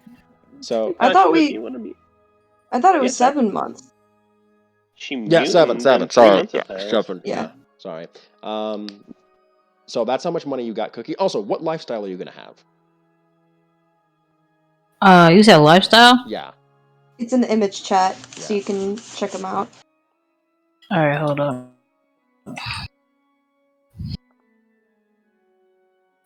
Image chat. I would hope so. I would hope it would have an original soundtrack. Speaking of which, I started Blood of Zeus. I think I said I was comfortable. How much is comfortable per day? I think it's like 2 GP a day. All right, so that's that's gonna cost you 60 gold a month to upkeep that lifestyle. So since it's been 3 months, that's gonna subtract 180 gold from from that amount I gave you. Hold up, math. All right. Wait, where'd you put the total? I pasted it again. It's right above your comment about I'm dumb. Castlevania has an OST. Also, I went with aristocratic, by the way.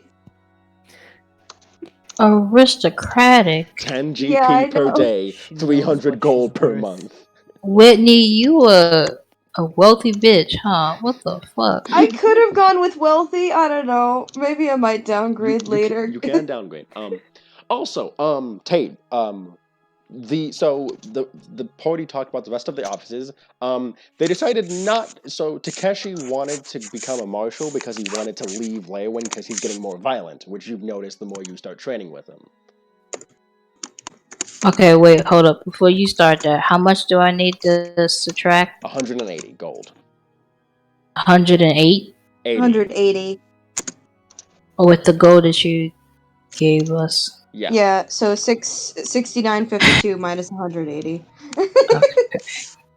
D&D does have a lot of math. Okay. All right. You good there? Mm-hmm. All right. So main thing. So herbalists, several noble families have moved in. Searson and Whitney have talked to the major ones. A new herbalist family has moved in. Two sisters and a brother. And also Takeshi wanted to become a marshal because you and Whitney know this, but you know how Takeshi's been teaching you to control your inner bloodlust and stuff. Now, how what? You know how Takeshi's been teaching you to control your inner bloodlust and stuff? Yeah. Yeah, what he's been teaching you isn't working for him anymore. And he's growing increasingly more violent sometimes. And he volunteered to become the marshal so he could leave Leowin and defend the frontier, but the party decided to vote Atan to be marshal instead. Oh, he On volunteered. I whose didn't know that. authority? The majority. Bitch, I fucking said to Takeshi, y'all going against my damn word already. This ain't gonna work, man. So to be clear, Thwin slash Nerul are generals. Thwin's the main general, but Nerul's like his right hand man. Um, uh, Onyx became the court physician. Pino is the high priest. Virno is the magistar. Atan the Fury is the marshal, and Ellison is the treasurer. Do we have like a few minutes if we still want to like? I don't know if like Cookie still wants to debate Do over you want to? the marshal You can. thing. You keep in mind, since you guys are leaders of Leowin, you can revoke offices from certain people. I mean, true. It's just like I love Takeshi. It's just like we thought like since his whole mental instability thing was happening, we thought like it might not be healthy for him. Question mark. Healthy. I don't know. Yeah. But if you have like a So, counterpoint, wait. What is this role that I've been trying to get his ass on? What's the name of it again? You were trying to get him to be general, I think, but he wants to be marshal because he wants to be able to leave Leowin but still help you guys out. Oh, but why does it sound like you said that someone already had the role of marshal? Well, yeah, because the party, told the party that, and the party and most of the party decided, well, for then decided that they wanted Atan to be the marshal because of Takeshi's mental state, because they think that Atan would go less berserk than him, which would cause less issues. What does the marshal do again? The marshal defends the frontier, so they defend frontier settlements, and they also deal with any problems on the border. So they be used to living out in the wilderness, basically. I mean, look, y'all. I'm gonna be real. When we first met this dude, he like he was capable of doing this shit. Outside of the fucking town and all that type of crap. So that's why I'm like, this motherfucker need to be a damn marshal. And well, also, yeah, when the fuck did y'all care about someone's health, mental state anyway? This has not come up in an argument until now. So why the fuck do y'all care about his mental state? he presented it. No, I was just letting you know because that's what Takeshi was basically telling Tate and Winnie, like, look, I am getting more violent. You need to get me outside the city before I do something bad. And quite frankly, Whitney actually cares about Takeshi too. So Yeah, Takeshi likes Tate. I I mean, feel like that instead of proposing that he just goes outside and fights the entire time, that you two are to be the solution to his mental yeah, state. that's why I And suggested you can't earlier. do that Like, if he's outside fighting the whole time. yeah, like I suggested while you weren't here. Like I wanted to tell you this too. Like maybe he could hang out with us more in the bakery. Like actually, like teach him how to put his like energy into something creative. Like that's something that Whitney would think up. Maybe not me, but okay, this is Tate and me talking.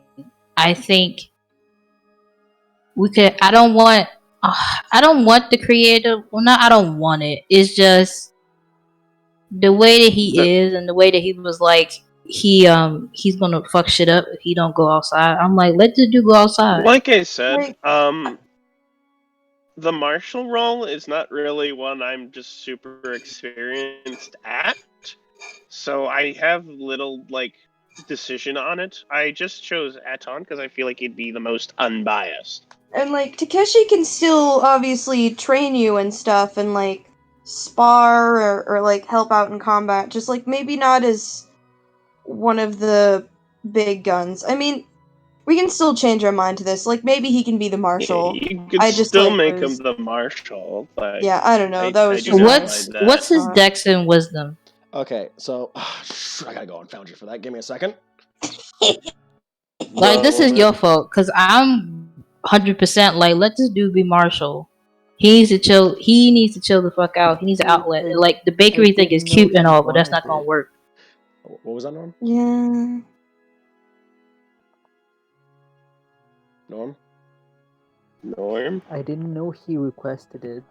Oh yeah, no, he was just like no, actually no, he requested a nomination for it. Basically, he was like, I want to nominate myself for that. Like he knew that it was your decision at the end of the day, but he was just kind of like, hey, like I don't think I'd be a good general because while I am a good fighter, I don't think I'm good at leading people. Yeah. I don't think I'm good. Norm, like in the No, go ahead. You can explain. Like in the Castle Leowin chat, in that list of all the like people who wanted the roles, it like under their name gives like the context, like if or not they'd be good for it, or like why they want it or whatever. Like if you read it again. Yeah. Okay, so if we're Continue. comparing stats to each other, NPCs, Severin allies, because he is a Severin ally. There's Takeshi. Okay, so Takeshi has 14 wisdom and 16 dex. So plus How much does Anton have? Aton, I believe is a Anton. Yeah, I believe he. Anton. No, you're good. You're good. Don't worry about it. Because I pronounced his name as Alton for a while. Okay, Alton. Oh God, Jesus! Holy crap! Okay, he had worse. He had worse stats than I thought he did. No. He had way worse stats than I thought he did. Well, Aton's going Press. Takeshi then. Yeah. Bruh moment. Bruh moment. It's like Tropico. Like, look, I wasn't doubting his abilities. I just care about him. So. Actually, when you actually realize you don't know what the stat abysmal You were lagging means. so bad. So I learned an important lesson about the word abysmal. Didn't know what it meant. How bad? I posted in VC chat. But yeah, like, I wasn't doubting Takeshi's ability. I just, like, worry for him. So, I don't know.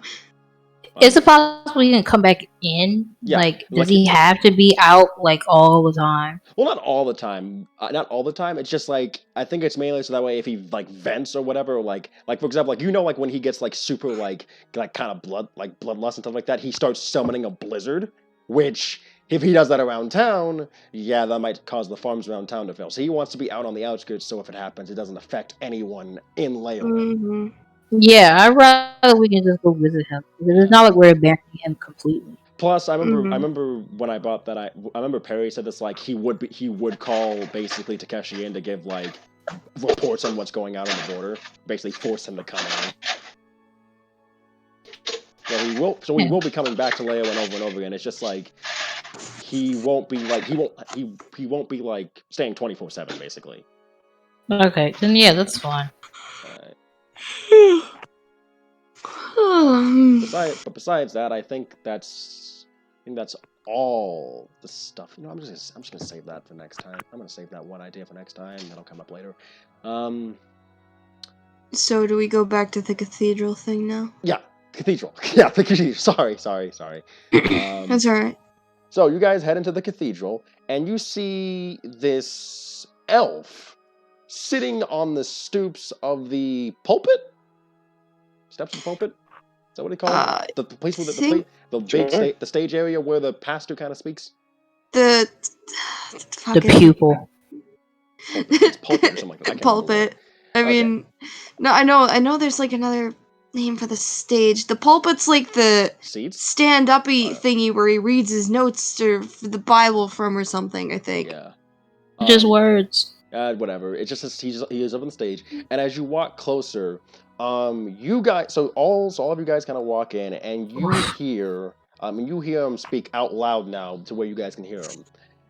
Oh my, and you guys hear him say, "By the rivers of the east, their outcasts sat and wept as they remembered Arvindor.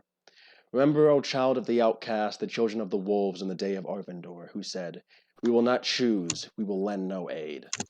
O children of the outcast, who covets with these wolves and art to be destroyed, happy shall she be that rewardeth thee as the matron has us.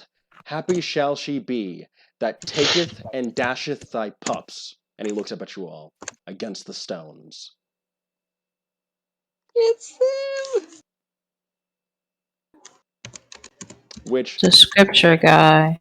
for reference, Wait. that scripture comes from the Book of Exiles. And Dion, you know that script because it specifically that scripture. Well, actually, all of you know this. That scripture was what pushed all the elves to slaughter the Lupin and cast them out of their lands.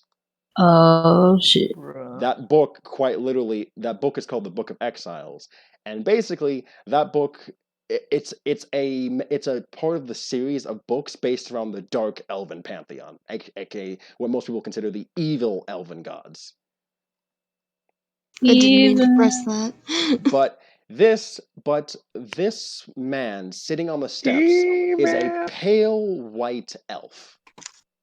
He is a Ooh. pallid elf, but they go by another name, Court Asamar. They are the oldest living elf / Asamar because they can live up to 1,000 years.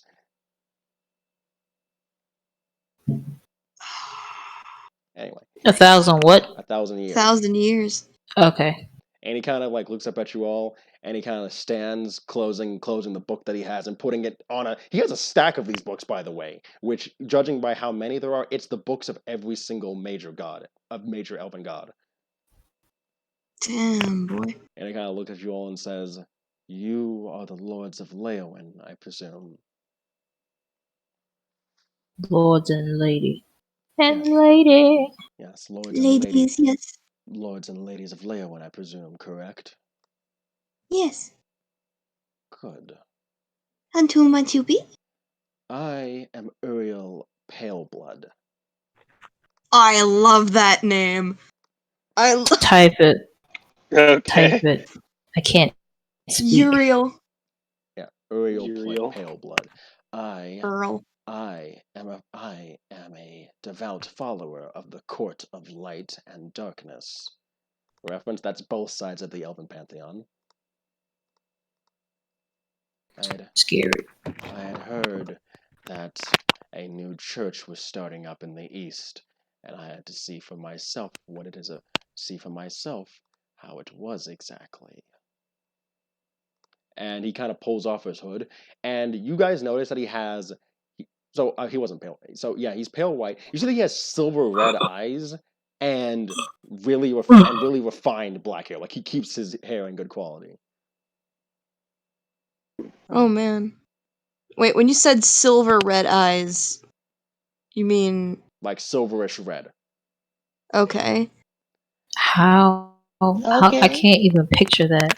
I can't either. Imagine I like, thought you meant, I like... need a color wheel. Hold up. Okay. I Imagine. thought you meant like blonde eyelashes with red pupils. No, I mean like Blonde eyelash. No, I mean like basically like Yes. imagine you know Ruby from Ruby. Yeah. Let me look at her face. Basically, imagine Ruby those from eyes with Ruby. tints of red. Basically, Ruby spelled like the gem, then Ruby spelled RWBY. For those of you that don't know that. I have not been watching like y'all have, but goddamn, I like her new design. Like, way better. Imagine the silver eyes, but with like there's a clear reddish tint in them. Okay. Yeah. And he kind of like takes off his cloak and kind of hangs it on the pulpit. nearby, and you see that this guy, and I'm just gonna paste his full appearance now because you guys basically have seen it all. Oh no, he's hot. We've seen. Oh my god, is he really? He sounds hot. I've been thinking he's been hot the whole time. That's Damn, he's not hot. I post his appearance in VC. Oh, the Oh. scars. I didn't see a picture. Uh, Oh, okay. yeah, I was about to say. I have no pictures for any of these guys. I'm literally writing out these descriptions. But he is hot. Really hot. Roll a charisma save then. Oh my god. No, I am committed to only one man. She's like, Exactly. no. He's hot, but not hot enough, sadly. Not hot enough. I mean, he comes close, but nobody. Oh my god. I already had a chance to speak to the high priest, as you call her. Did he do that with quotation marks? No, he didn't really motion at all, but he just looks at you all like high priest, as you call her. Sounds sarcastic. Okay. I did not expect an Aesmer to lead church matters in an elven city, but that is neither here nor there. Her faith towards many gods is something I call into question, but but it was either her or the other one, so I guess beggars can't be choosers.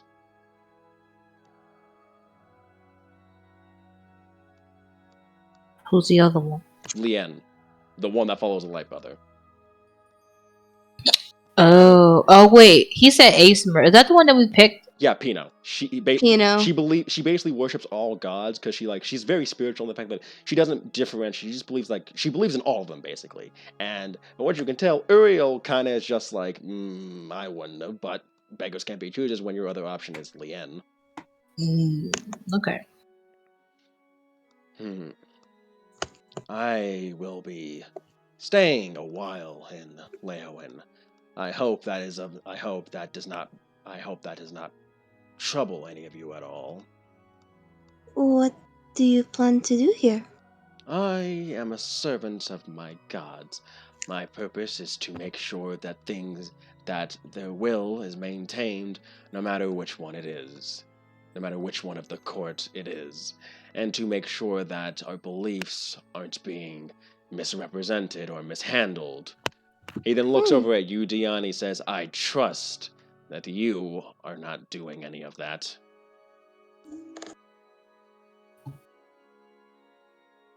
No, it does only if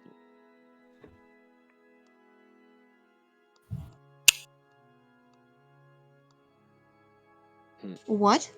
He's basically saying like it only bothers him if Uriel stays, if he's going to basically if he's basically not going to help people around town. And basically Uriel kind of looks at you and just kind of says, they are powerful when alone. Don't let society chain thyself down. Find solitude and set thy heart free.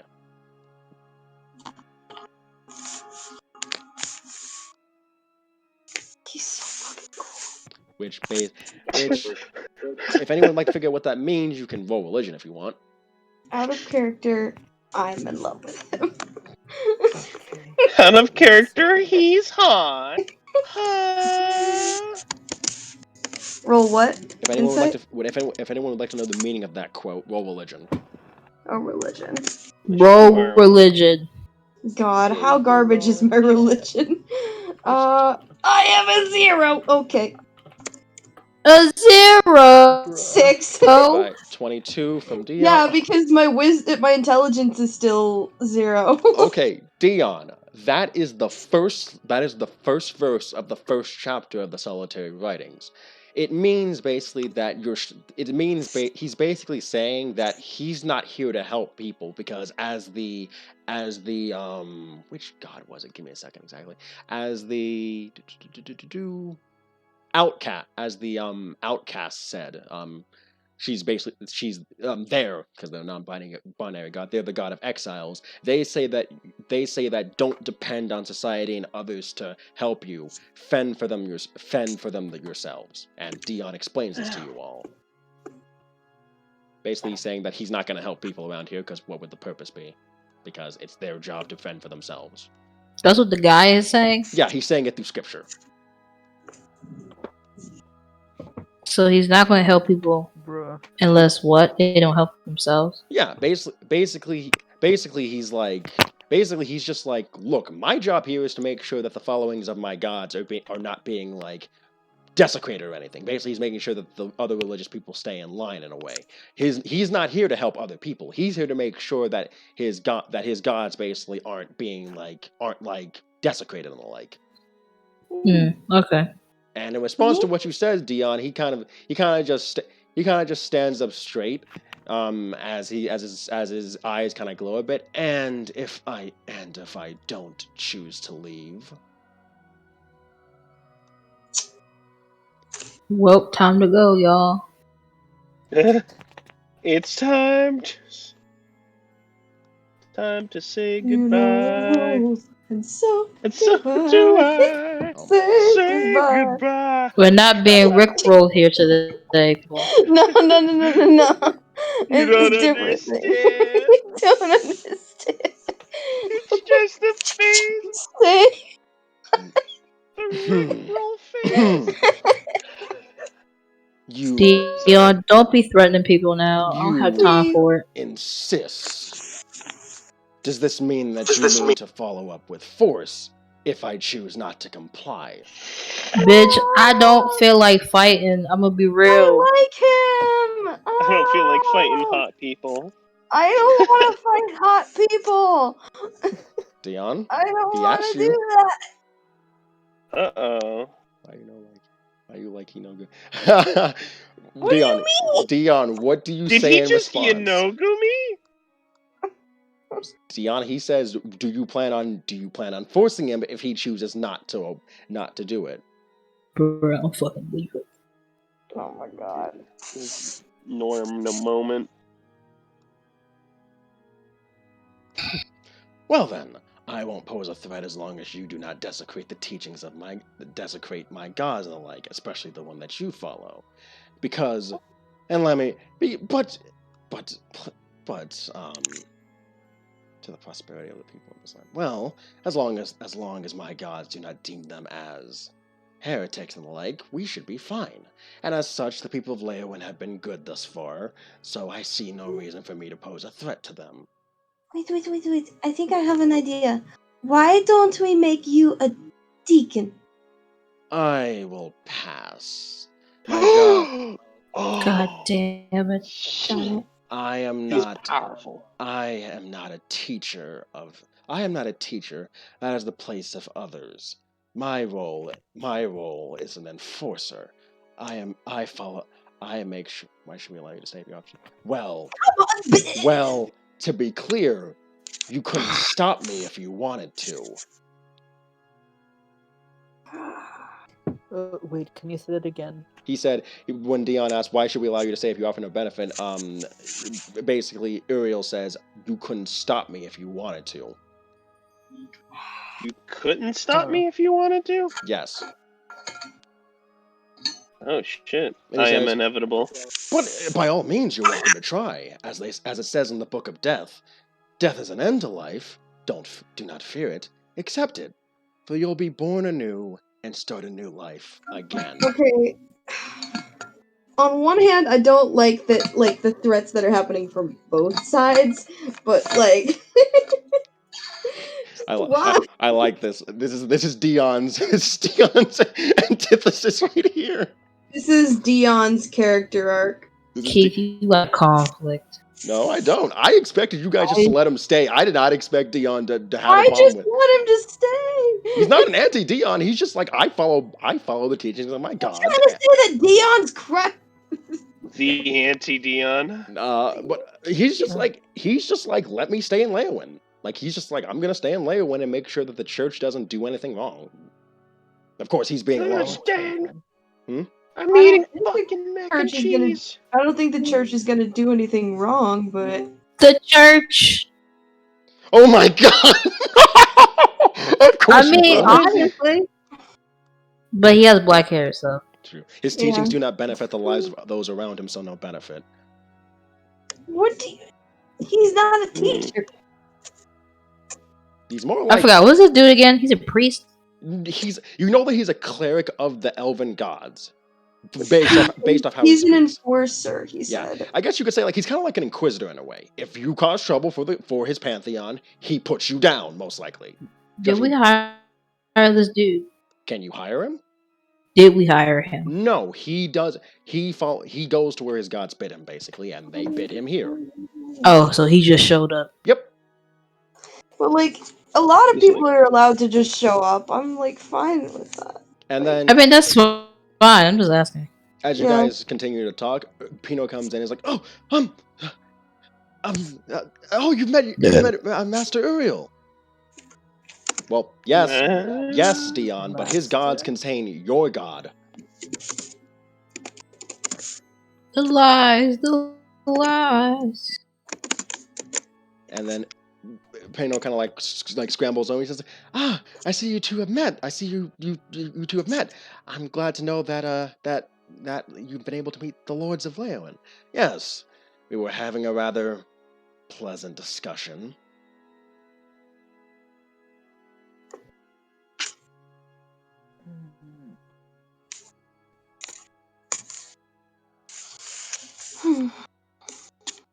What happened? I know, Bruh.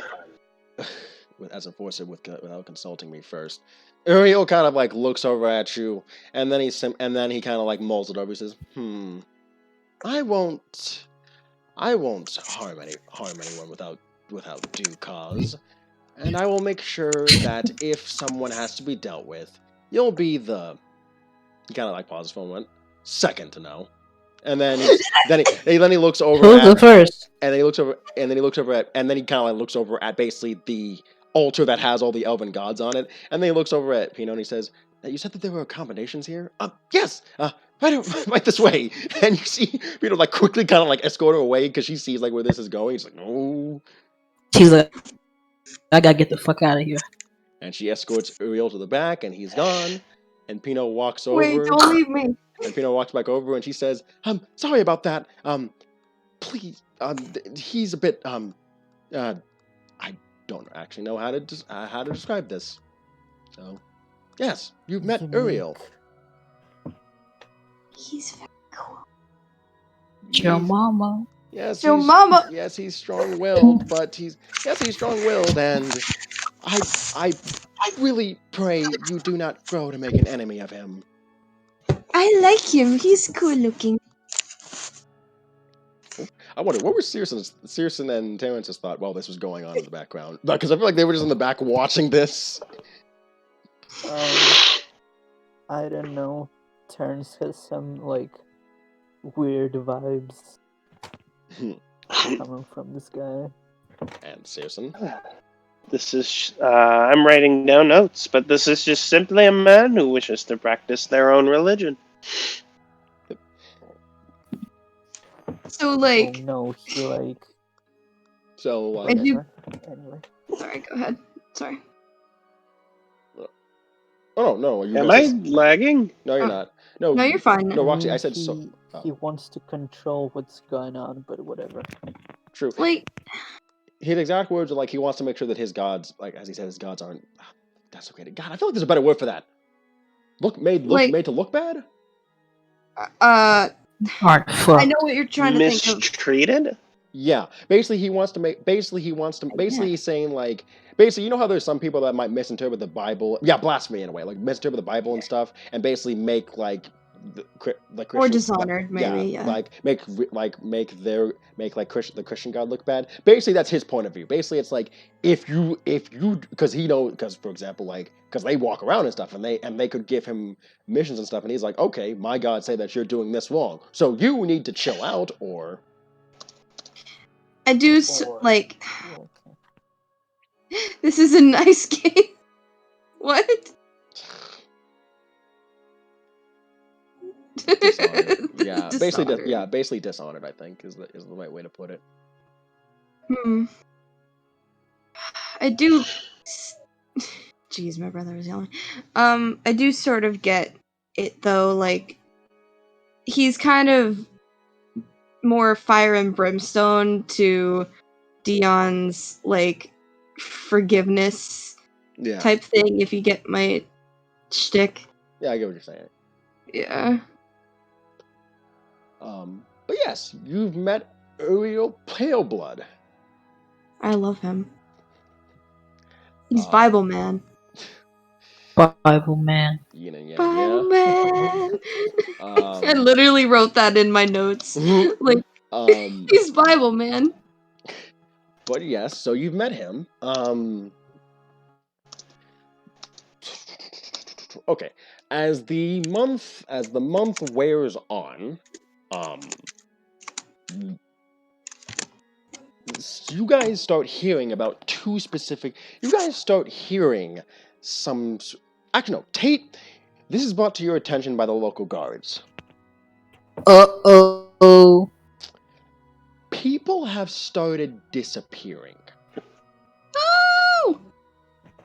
Oh no. Holy shit. Okay. They haven't. Like, straight up, like, guards have been getting reports that people have gone missing, and there has been no trace of them. Is it like people, period, or Yeah. okay? Like, people of Leowin have been disappearing. How many disappearances have we had so far? By the time they bring it to your attention, it's officially hit a dozen.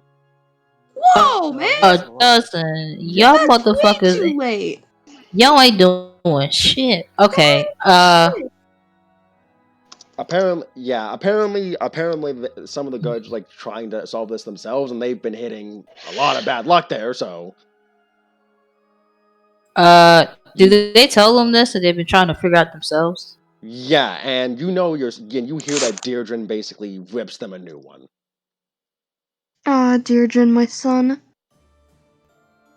Yeah, Deirdre. Yeah, I mean, I Deirdre would too, because why the fuck did we tell me first? Actually, Deirdre is the one who brings it to you. He should have comes to you and tells you that the guards have been trying to figure this thing out and they've been failing, and he's pissed about it. Well, yeah, I'm more annoyed. I'm not pissed. I'm just like, they should have told me. Yeah. When it started to happen. Okay. I gotta do all the dirty work. Do they know? Have they been disappearing like during nighttime, or has it just been like period? Funnily enough, it has been happening a lot at night, and some of the guards are starting to think that have come up with a couple. The townspeople and the guards have started coming up with their own suspects. What are the suspects? Takeshi Shimo. Bruh. Can't be Takeshi. It can't be. Nerul. Why? Bruh. Give me a second here. And apparently a gnoll lives in town named Kisa Whitepaw. It can't be him. He's a fucking...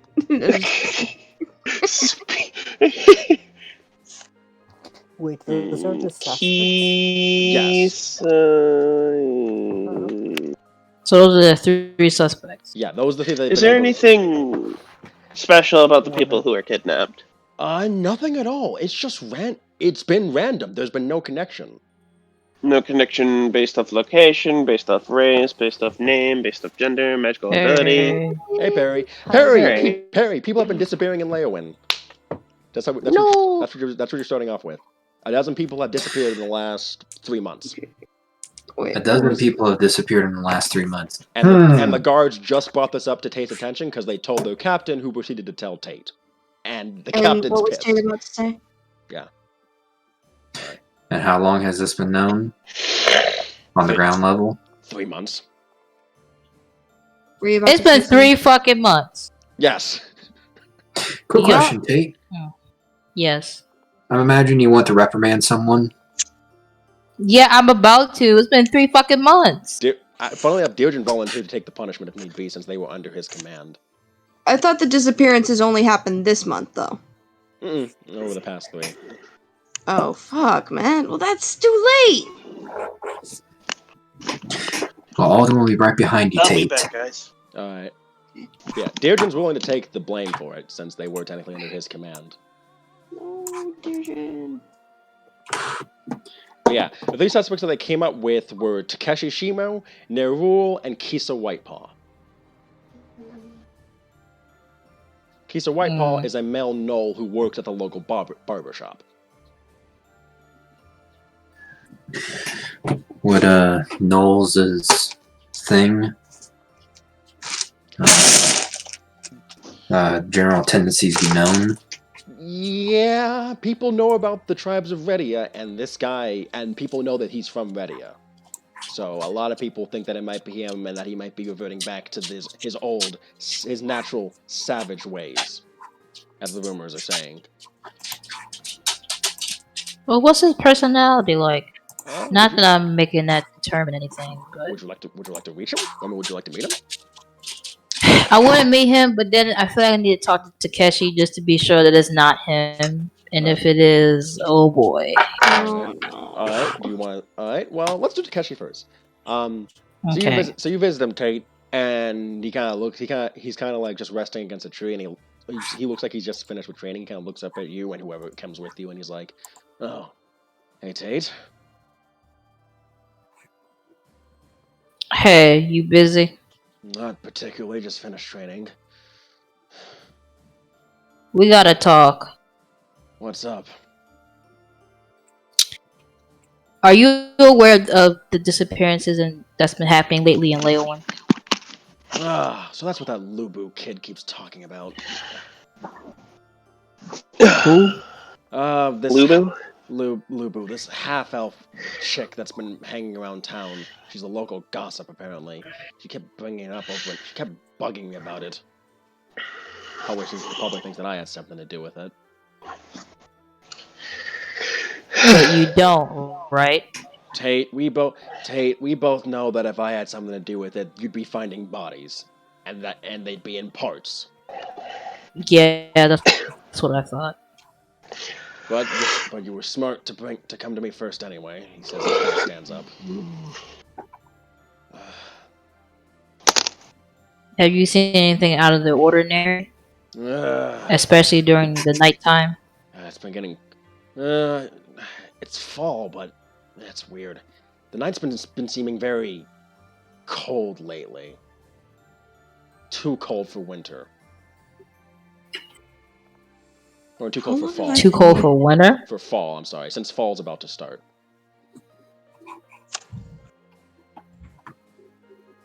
What does that mean? Out of character. Roll nature for me. Nature. Nature. My nature sucks. Let's go. I will give you How advantage. bad? I will give you advantage on this because you have experienced this before. It's like +1. Bro, that's a 6. You know you've experienced that yourself before, but you can't remember when. And it was at night. It's happened twice. Wait, this incident? Yeah, like where it's gone very cold at night. It's happened twice.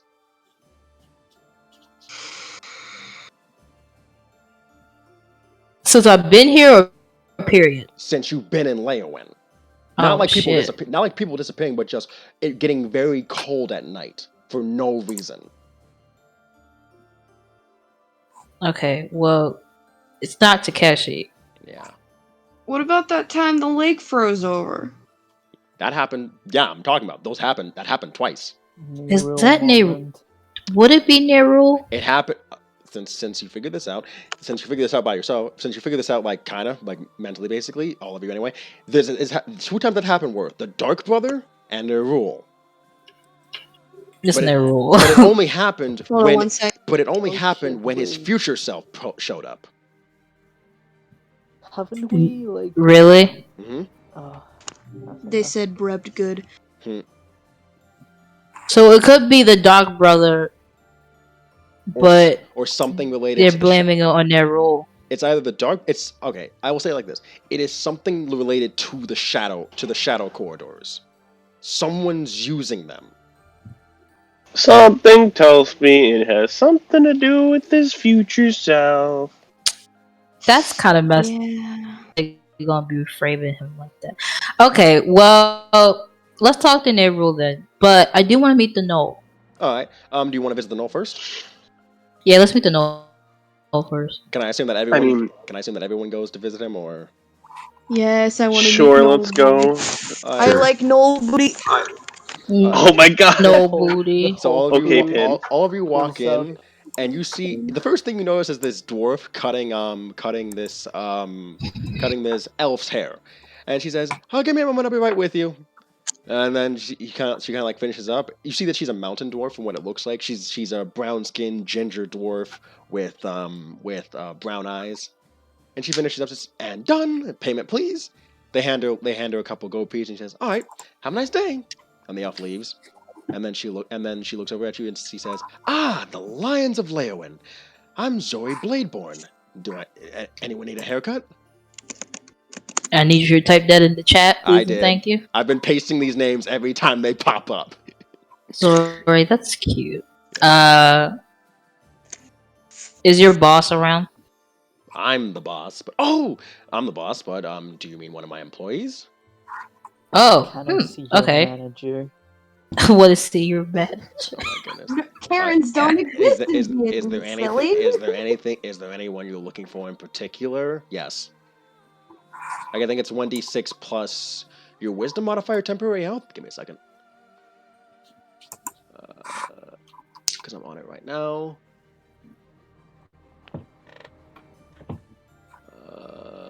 I want a Brooklyn.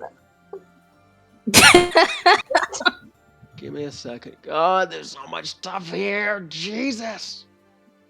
Bad whenever two arms. Just Oh, there's okay. the picture. So Dion, you get advantage on charisma checks for the next 24 hours, and you're at full health, so you don't have to worry about it.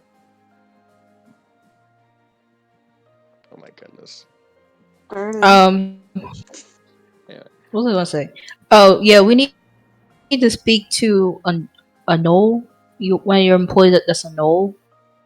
Oh, Forgot name. what do you want to talk to Kisa about? She kind of like folds her arms. Disappearances here. My boy has got nothing to do with that, she says. How do you know? Because I've been looking over him. That doesn't mean he can't just sneak out in the middle of the night and disappear. Well, make someone disappear. Look, he left that life a while ago. He's been going straight.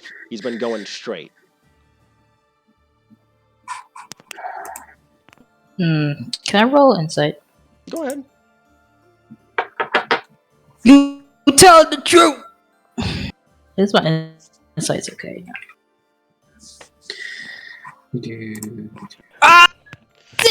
Fuck this. You Fuck can't make this. heads or tails of whether she's telling the truth or not. But she's being very stubborn on the fact that he did not do this.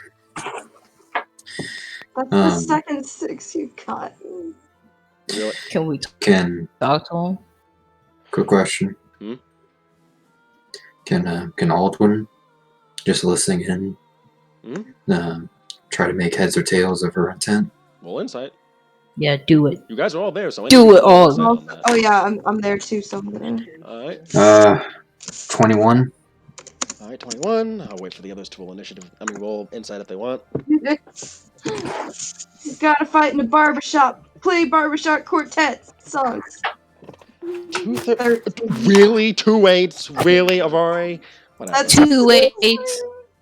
Whatever. Okay. Ray, you piece of shit. Okay. So Whitney and no. Well, it depends. Is there any hair coming out of the helmet? Do you have hair coming out of that helmet, Dion? Yes, then she can cut it. She kind of looks at you weird, but okay. That's gonna cost 3. That's gonna cost 3 gold. All right, Dion, go get your haircut. Wait, helmet. I have an idea.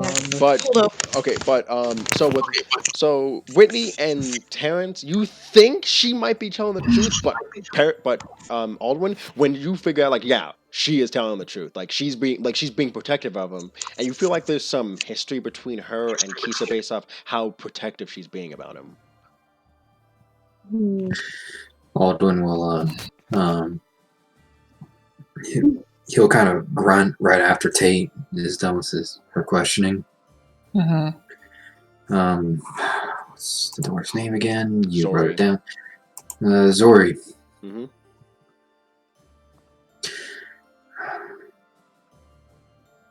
Your people. Correct me if I am wrong, but from what the stories I've heard of your people,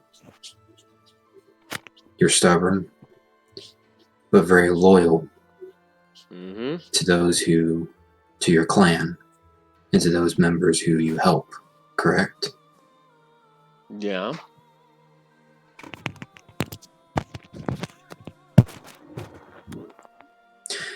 Your charge. Has he been reciprocating those same things to you? Yeah. Kisa's been doing his best. Kisa's been doing his best to keep level-headed. Hard considering considering what happened over in Vedia to him. He has not snuck out. He has not done anything to question your trust in him. Not one bit. Absolutely. Mm-hmm.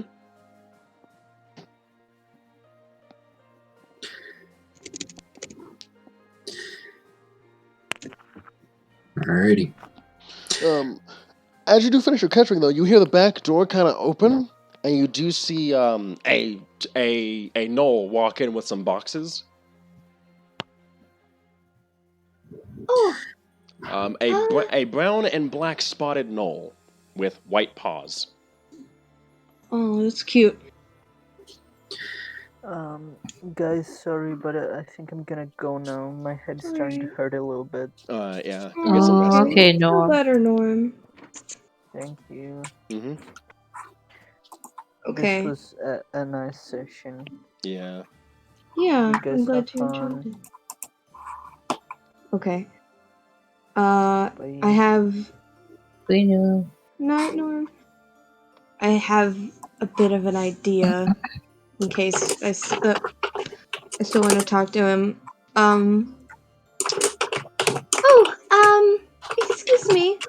Are you busy right now, mister? Talking to the gnoll.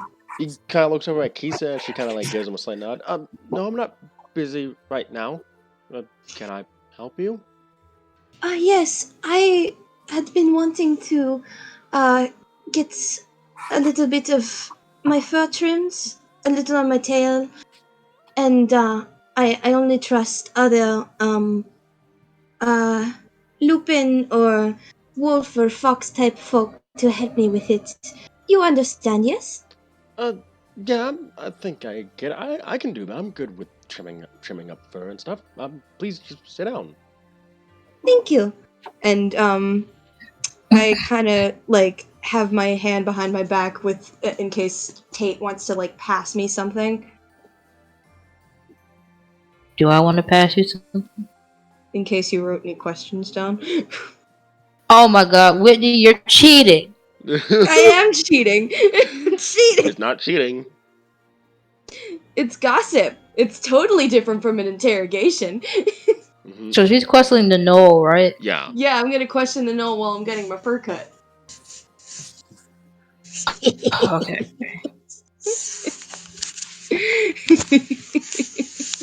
Well, I mean, he might not be suspicious, but he starts trimming your hair. You see that Your he's. paws are beautiful, by the way. Well, thank you. My he says something. He says something I know for a moment. Oh, my tribe. My family is known for this. Hmm. Your comment is very good, by the way. Thank you. Still a bit rusty. I know the feel. I I grew up learning Inferno, which is very different, but I grew up. Yeah, I had to learn Abyssal a little bit, but for some reason, yeah, learning Common's been a bit of a hassle. But Zori's been helping me with that. So tell me, do you get up to any plans like after work at night? No, I usually just anywhere I go, I usually have Zori with me. Go to work, then relax with her, then sleep, and repeat. She's very close to you. Yeah, she helped me, so. That's very sweet. I can already tell it looks good. Thank you. He is actually doing your trim very well, and now you have advantage on all charisma checks for the next 24 hours.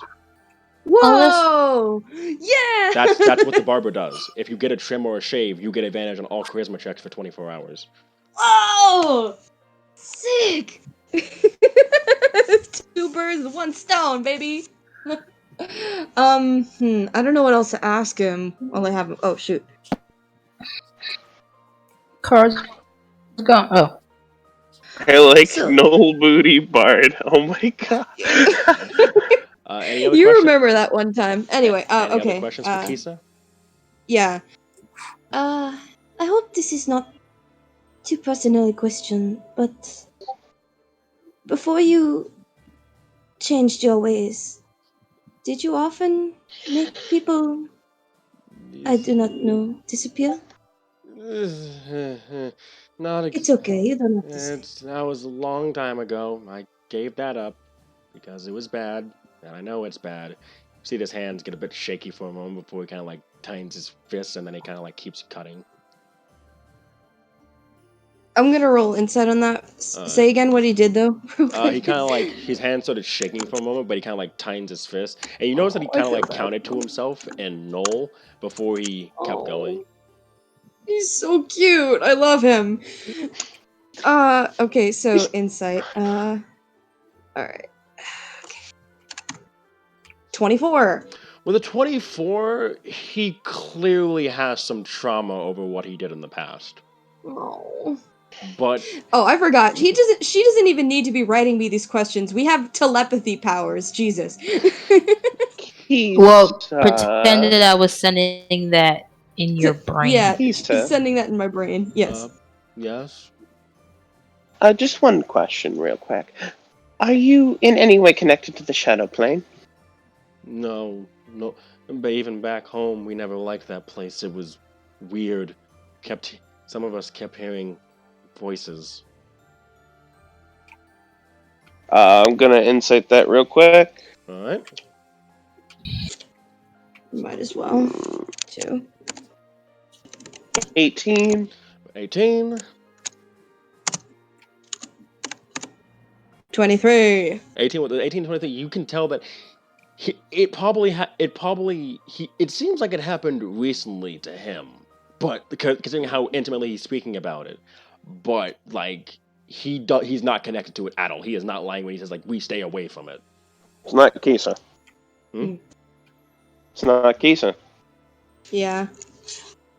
I trust Kisa. I think he's a good boy. And then after he finishes Whitney, you have to pay him 3 gold. Yep, I pay him 3 gold. And then he looked at you and all. I give him as well. He looked at you. He looks at you all, and he said, "Thank you for the 2 gold." And he looks at you all, and he kind of says, "I know that you're questioning me about the disappearances, but I did bad things back in the past, but I'm doing my best to try not to do them again." I take his paws and I say, I trust you, friend. and I try to. Can I attempt to garble out a thank you in Noel, even though I don't know it? Well, I'm trying to think about this. Like it's sort of close-ish to my language. Yeah, kinda. God, Abyssal I is think way. that would just be How about an like int just a check. flat? Yeah, I didn't check. Yeah, How I about was gonna that? say int check. Yeah, I was trying to figure out what type So of check. it's just gonna be a d20 because I suck at int, but No 19! for int. With a 19, you were able to figure out how to say. What are you saying, Noel? Thank you. He kind of like smiles and says you're welcome. All right. And I like head out with my new do, and I'm like, "You like my new tail?" Oh my goodness. to like tape. Before everyone files out, or as everyone's filing out, Alden's going to step up to the knoll. Mm-hmm. Do you take appointments? Yes. Yes, he definitely needs some appointments. Well, Alden just stops and then looks over at Searson. I can work on your hair. I've worked on elven hair before. It's not that hard. Plus, a lord needs to look good. Not saying that you don't. I wonder if he's worked on Ticriel plumes before. Plumes. You can try. I would have asked if he knew plumage, but that's its own set of tools. He's willing to work on it. He's willing to learn. He says that. I think Aldrin's the more important one here. All right. Well, you're the ambassador. I figured you'd be the one lining up to be groomed. I can do both of you when needed. Wait, that sounds like that came out wrong. I'm speaking that correctly, right? Groom both of you. We get your intent. All right. He's speaking perfectly fine. He's fine. Just checking. Context. Nah, you're good. I hope you find who's ever causing these disappearances.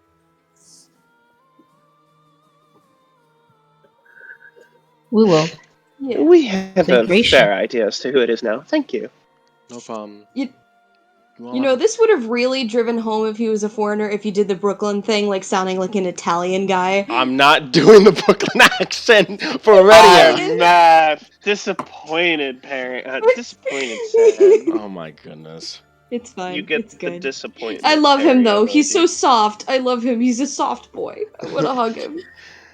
So, Mr. White Paws. oh my That goodness. reminds me of my own cat. Are you guys? So, only one more candidate left. Yep. Yeah. As you guys look for him, you actually find him hanging out with Ellison, Ellison and Thrin. The three of them seem to be conversing, and you even see, and Thrin kind of tells a joke, and it makes all three of them kind of laugh a bit. Oh, well, look who it is, and Thrin gives a bit of a salute. Hello, Lions of Leowin. What's up?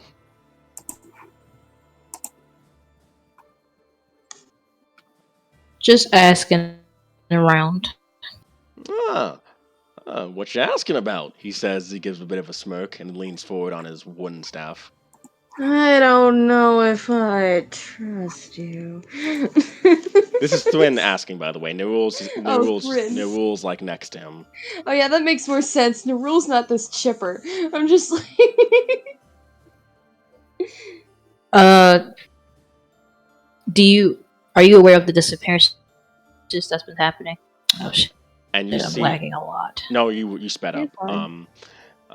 You see Nerul kind of like pause there as he looks at you guys, and Thrin kind of like thinks about it for a moment with the smirk still on his face. I think I heard something like that. Wait, what is it? He said, I think I've heard something like that. Been a lot of rumors going around lately. So thinking about looking into it myself. Yeah, since it's been happening for 3 fucking months. Oh, those guys are in trouble. Ah, poor Deirdre. What you coming around to us for, though? Well, and then I kind of look at glance at Nerul. Just talking to some potential suspects. Oh, well, I know that I have a bit of a weird streak in me, but I think I'd be a suspect. He by the way that he's acting, you can tell that he knows what you're talking about. Oh no. Is he trying to divert attention away from Nerul intentionally? Maybe? I'm gonna roll insight on that. Alright. I think this is the most rolls I've had outside of combat. 14. That's kind of lame. Yeah, Thrin is a very Thrin is a lot harder to read than you would have expected from someone like him. You cannot make heads or tails. Poopy dicks. Poopy dicks. And you see Nerul kind of like say something to So Ellison damn before she handsome. leaves. Well, let's get to the straight and narrow. The last suspect on our list is Nerul, and his connection to the Shadow plane makes him the most viable suspect here. I don't believe it is Nerul entirely, but perhaps his future self. It's not him. You hear Nerul say as he leans against a post that he's near. You mean is Oh, that then you? do you mind enlightening us as to who it is? I'd rather not, to be honest, because it's a personal matter. Would it be, not to speak out of line, but would it be someone else who has access to the corridors of shadow? Yes. You wouldn't. I don't want to assume, but would you be protecting the person who's possibly using the shadows to take people? You see his black eyes turn purple as he just kind of like, you see his fingers dig into his arms, and he says, "Never in a million years." Okay, good. I was just asking. I'm going to go.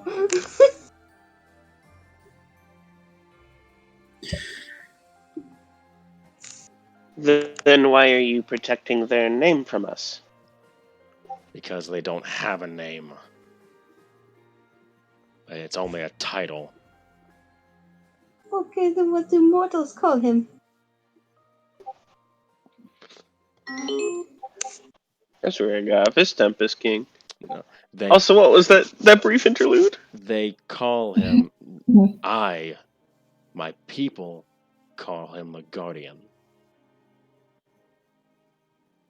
Did you want to say something, Cookie? Nope. No. His people call him the Guardian. Yep, that's all he says. He just says his people call him the Guardian. What does he look like? He kind of pauses for a moment. Do you really want to know? Yes. And then he takes a deep breath, and he summons a shadow, and it morphs into someone with a similar body type to Nerul, but you see them wearing full plate armor.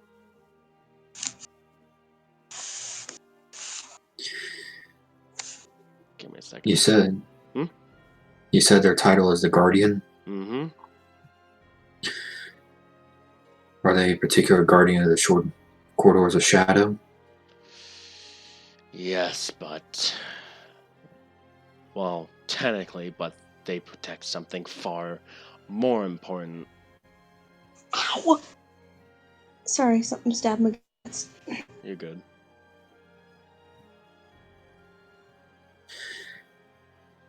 Would it be something within the corridors? It's the only person that matters to the Shadow Kai.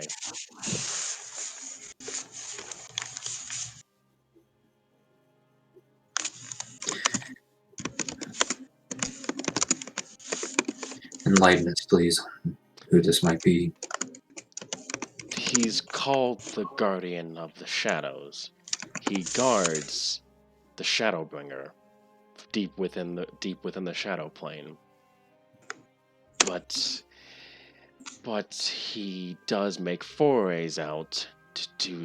But there's a situation going on that has required him to come out and be active. Here in Leowen? Specifically Leowen.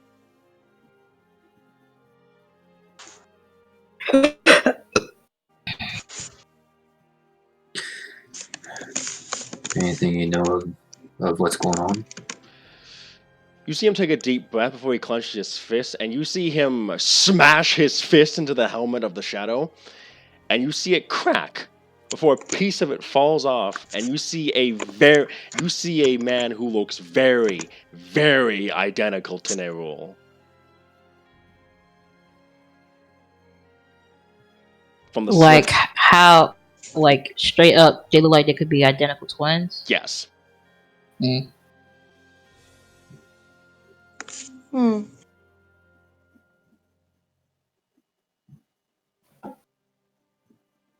Well, no wonder people are framing you. He looks exactly like you. No one's seen his face is the thing. He always wears that stupid helmet. But you're a suspect. Mm-hmm. And the Guardian looks like you. Mm-hmm. But he's never shown his face. He just does the same thing I do. And then he says that, he's not actually no. He was planning on like teleporting behind one of you, but he doesn't want to because like you can tell that that's probably a bad idea currently. We're not here for the drama, Keith. We want the facts. But yeah, he's clearly. But yeah, Thrin's just kind of looking and kind of looks at Newell and says, "So, got all the questions answered you need?" Well, No, why are they why is he taking people? If I had to hazard a guess, it would get your guys' attention. Which would mean that which would no doubt, if I can think like him, which is very likely, he's probably trying to draw you all out of Leowen. Okay, just to be clear, this is still the first year, right? Yes. Jesus fucking Christ. 6 months into the first year. 6 months? Well, 7 months into the first year. Yes. Okay. Okay. My assumption would be he's trying to draw you out. For what? Why? to take us out? No. If you leave, you are the defenders of Leowen, and with Alar gone, that leaves, if you all leave, there's no one to defend it, and that means he can do what he needs to. Is there an object here he might be seeking? Technically an object. Not in the traditional sense, though, I'm assuming. No. There you go. He says to Dion. Entity. Can we kill it? You can try. He gives a bit of a dark grin. Why don't we lure him to it? Like a talent under a box with a carrot. You saw that during the conversation that onto what he's seeking, Nerul started unbuttoning his shirt, and he kind of like pulls it to the side, kind of, and you see a wound in his chest. Oh, I thought you were doing striptease. Nah, and then Thrin says he wants to kill Nerul again. No, again. Again? Not again. And then Nerul buttons up his shirt before fixing his cloak. It's like a sitcom. Here we go again. Gentlemen, I'm gonna say something there, Perry. So wait, again, he's killed him before? Yeah. Twin kind of like gives a weak smile. So he's trying to rub in your defeat with another defeat? No. It's because that's what's meant to happen. He killed... There's always one of me. He says as more copies of the Nerul you're talking to start popping up, and over again, they start going out one by one. He kills them because that's what has to happen.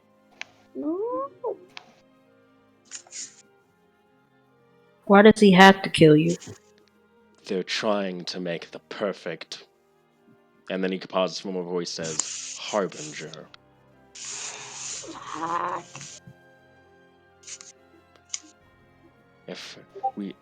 Of shadows, to be the Shadow Kai are bound to are bound to the Shadowbringer or the Raven Queen in some circles. The Guardian protects her, but due to the increasing threats coming, she believes we need something more, a harbinger. And the only way to get a harbinger is to form a powerful Shadowkai who can be such a thing. And that is the reason for why the harbinger's been doing these things. They send out a newborn soul to live in the world, to grow strong. And they pull him back, and he and the Guardian and he fight. If the entity wins, he subsumes the Guardian and becomes the Harbinger. If he fails, the Harbinger kills him. I mean, not the Harbinger. The Guardian kills him, subsumes him, and makes another copy to take his place. And he looks straight at Tate as he's explaining this. Why are you looking at me, bro? No. I think you know what that's like, don't you?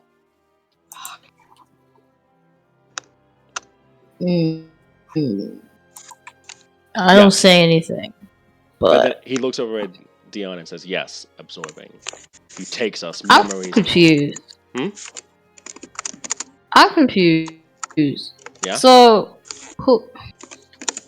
who is the Harbinger? He's like a bad guy? The Harbinger is basically a prophesized warrior of the Raven Queen who's meant to help her deal with big threats.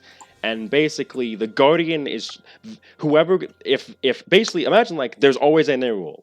If Nerul beats the Guardian, he will become the Harbinger and basically be the hero of the Shadowkai in a way. Basically be the Raven Queen's right-hand man. Also, the Raven Queen isn't bad because she deals with undead and evil stuff that infests the world.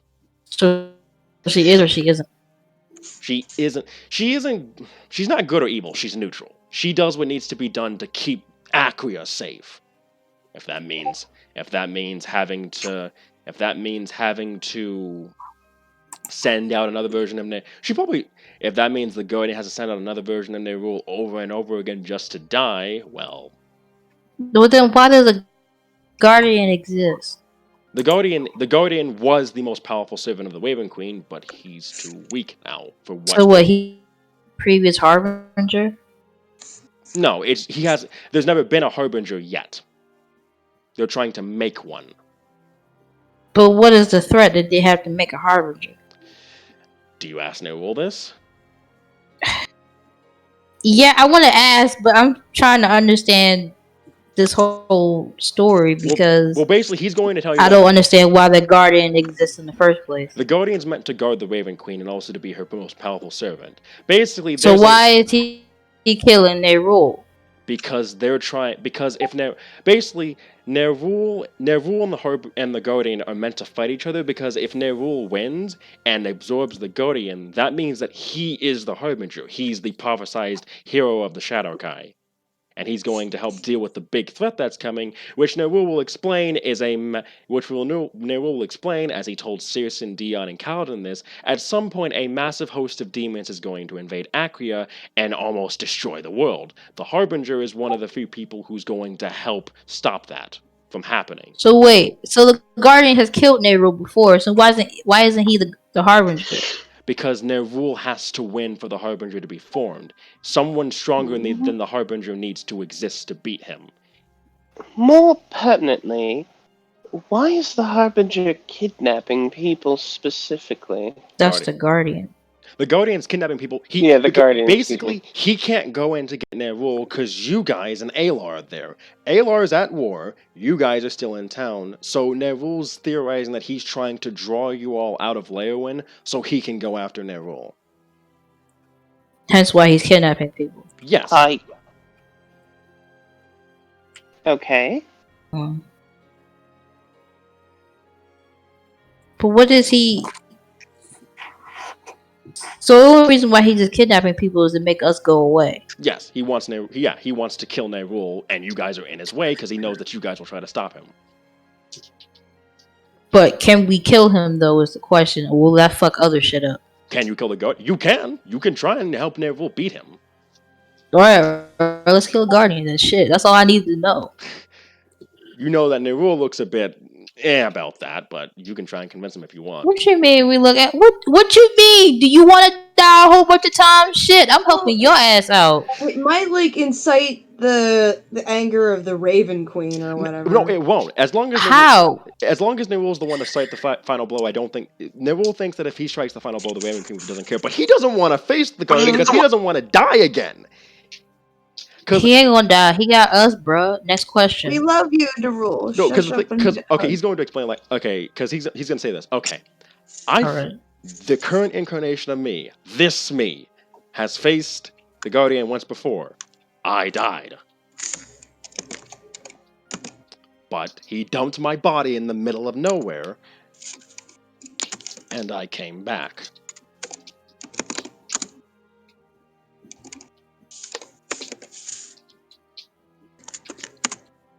Okay. For very specific reasons.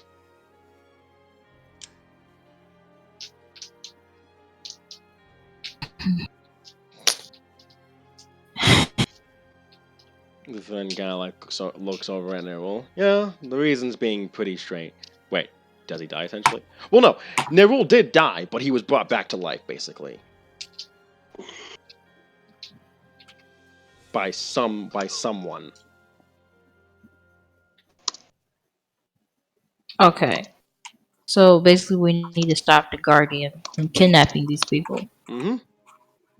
And we don't know if they're alive, if they're still alive or not. It's. Oh, give me that for a second, Dion. Nerul would explain that they're still alive. He wouldn't kill people unless he had to, because that means he's cutting fates off. Because basically, the Guardian doesn't kill people before their time. So he probably just kidnapped them and is. Because while you're in the Shadow Plane, you don't age. So at most, they're being held somewhere. But he most likely hasn't killed them yet. If at all. Okay. Yeah. But also, Dion, he's not a replica. Imagine Clone Wars bad. Imagine I make a new version of Nerul, same appearance and all, but a new person who gets sent out into the world. They experience life, they get stronger. They come back, they fight the Guardian. If they die, he absorbs them, makes a new one, repeat cycle. Over and over again until one of them beats him. So each one is like a blank slate. Yes, his memories are taken by the Guardian. Oh, so he won't remember anything when he dies and gets reborn. Yeah, basically. It's a new Nerul, basically. He's a baby. Yeah. So Nerul looks like an adult, but you don't know if he's lived his entire life. He doesn't even Nerul, how old are you? I don't know. 5 years old? Oh my god, you're such a child. Technically. Well, probably hitting 1,000 plus considering what happened to me when I came back. Okay. And then Thmin says, I'm surprised none of you have asked about that, funnily. Asked about what? Well, he then motions to Nerul's purple eyes. Don't those look familiar? No. Give me a second. And then he morphs into the Dark Brother and stands right next to Nerul. Oh my god, you're twins! No, they're not twins. The Dark They're Brother related? The Dark Brother has purple eyes. Nerul has purple eyes. Bruh, so he's a Dark Brother?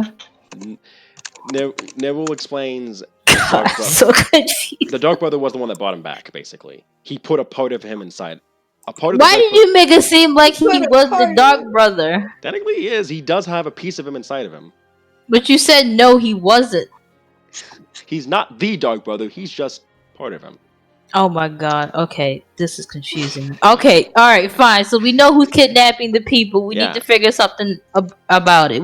Okay. Yeah. Shit. Alright. Not the same shade of purple, Dion. The Dark Brother shade of purple is very distinct. Oh my god, Dion, you're related to... They will... In before he actually is.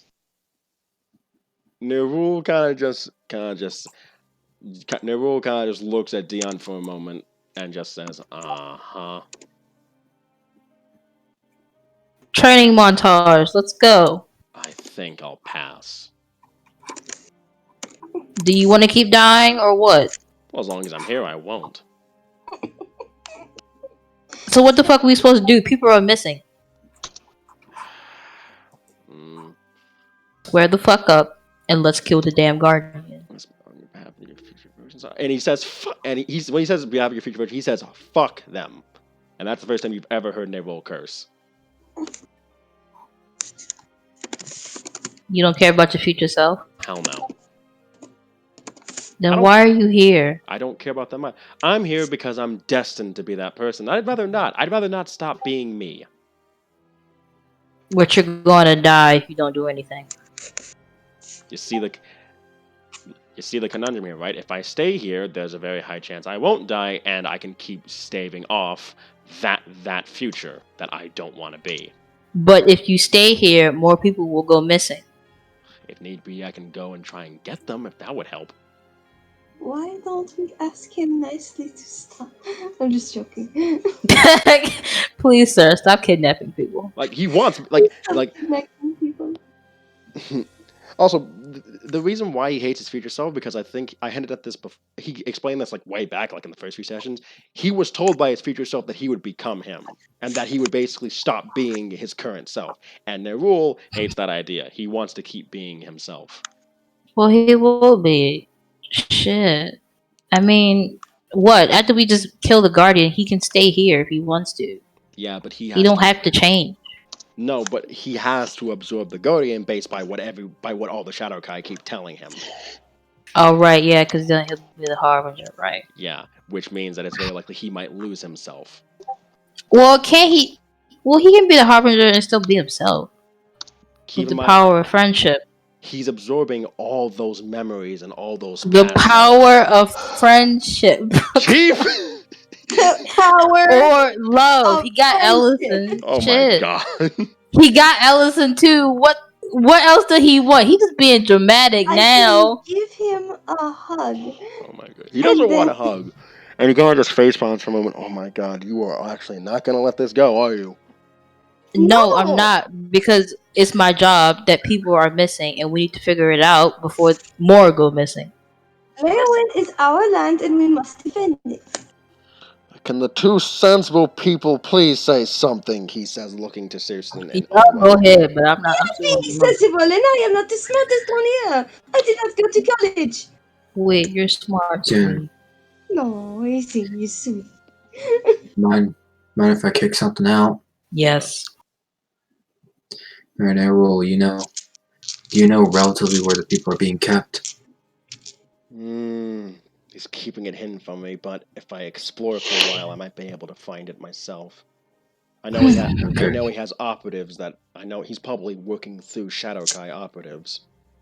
And also, you see, Dion, he's getting very annoyed at you. Is he simply very annoyed as you keep talking about that? Because he really doesn't care, from what you can tell. He would rather his future self go straight to hell. And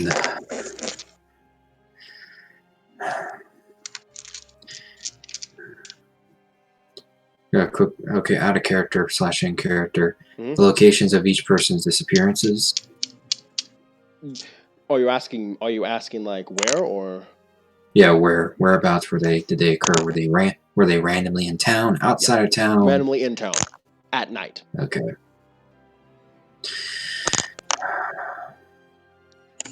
We can likely put in a large order for enough lights to flood the town. To flood the inner areas of the town. Still the alleyways. We can have them boarded up, for the most part.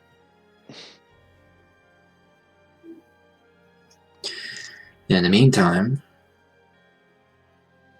the current list of missing people need to be found and resolved. If you can find them, we can likely ensure that that Leowin is mostly lit at night.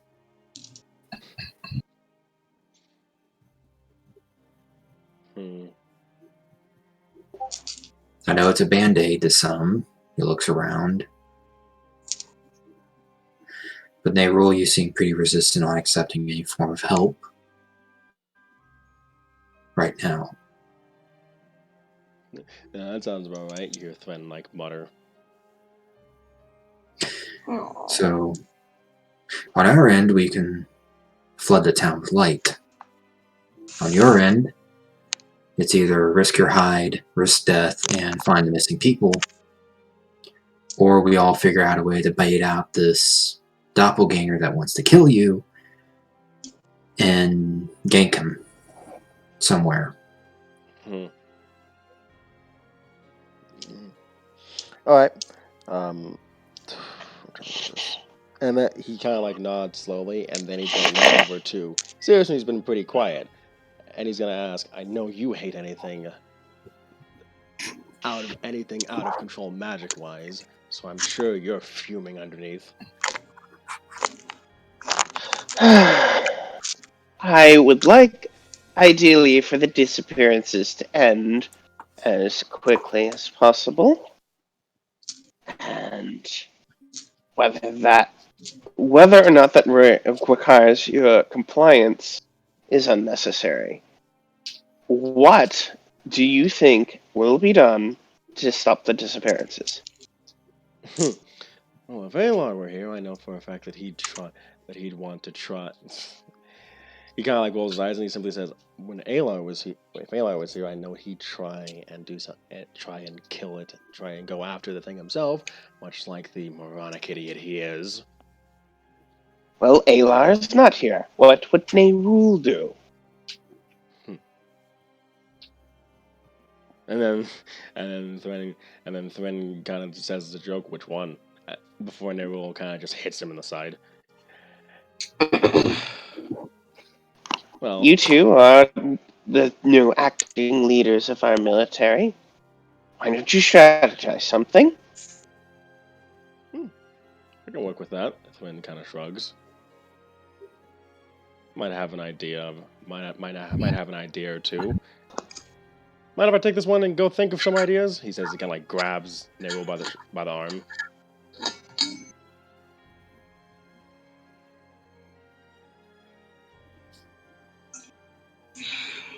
So long as you don't intend to joke around about it anymore, then sure. But you always gotta keep a bright look on things. He says before he kind of just says, "All right, well, we'll think of a plan, and in the meantime, we'll see. I'll see if I can help find those missing people, and see if I can get them back." Ta for now. And then you see Thwen quickly grab Nerul's arm and just drag him off. Exit stage left, pursued by a bear.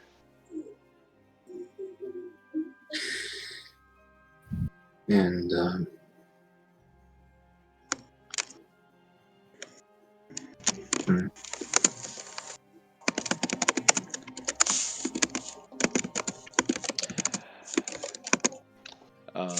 Considering that the snows of the scene, I will say this: in 7 months, so just to do, I'm gonna say this.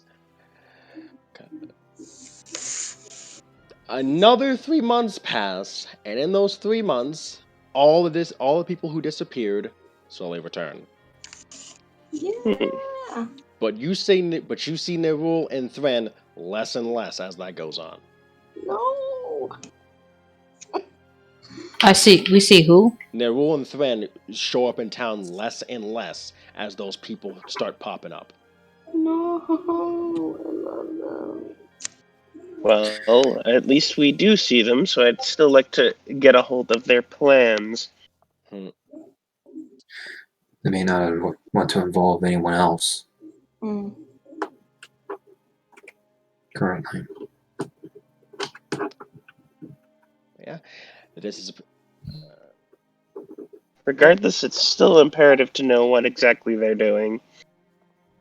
Also, that same amount, but also make sure to add your make sure to subtract your lifestyle from it. per month. You said 3 months? Yep. Wait, what lifestyle is Aldwin living? Let me look. Image chat. Okay. Damn.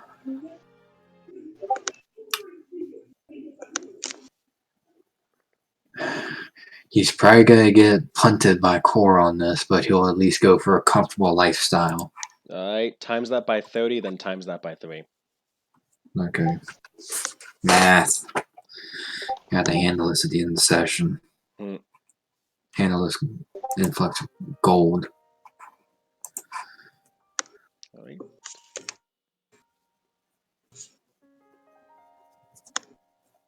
So, I will say that it is now the 12th month, and the people do come back, and life in Leowin gets back to normal slightly. People are still... rumors are still spreading about those disappearances and who could have been doing them. A lot of fingers are getting pointed at Nerul now, which he doesn't seem to care much about from what little you see of him. Were we not allowed to explain the whole thing to them, or... Oh, he didn't want anybody... Well, he didn't want anybody to know from what it looked like since he was getting it type-lipped, but you can tell people if you want. I'm just gonna say, it's not him, it's an imposter. Alright. There's an imposter among us. Oh boy. I will say that as we're getting as we're getting closer to winter, as the fall passes, the Great Renewal's coming up in 23 days, basically Christmas. Christmas! Alrighty.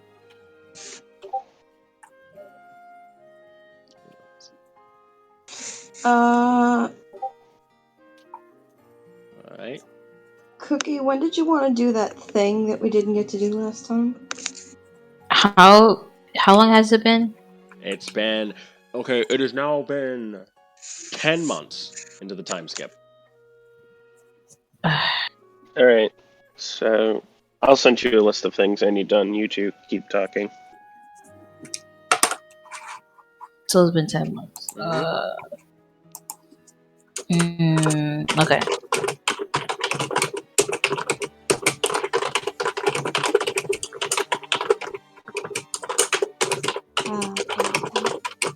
Sorry. It's alright. Wait a minute, Roxy, you type loud too. No. I was saying, Okay. The majestic sounds of Aldwin typing. It's relaxing. It's relaxing.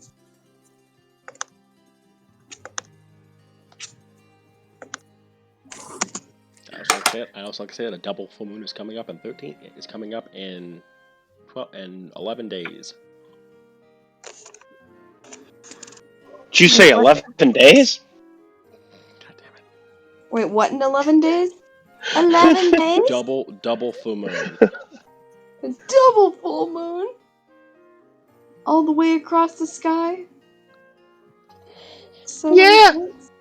Yeah. Okay. I'll say this. Might get some night hunting There in. you go. I'll open this back up then. Is there anything you guys would like to do? Like maybe learn some skills, craft things, work at a business, buy magic items?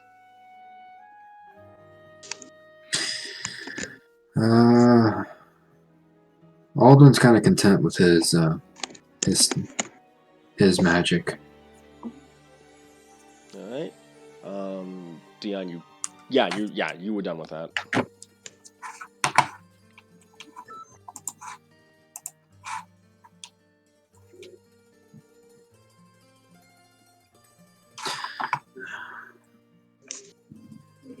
Up to you. Okay, let me think about this.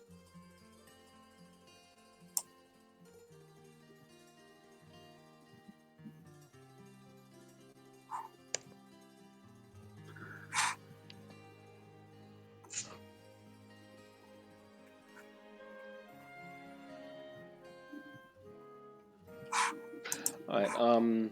Okay. If ideas aren't flowing, I can make a couple of new people show up in town if you guys want. I have ideas. I'm just writing them down for you. Gotcha. Oh, I forgot. Did Cookie No, not yet. say? Okay. All right. Later. You want to wait for that cookie? Yes. All right. I'm going to say this. Whitney, you get a letter from your parents.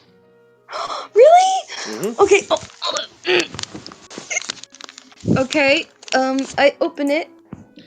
It basically talks about how they've heard about what happened with you and the whole Leo incident, and how they really hope you're okay and to write them back as soon as possible.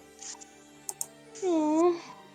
And also they let you know that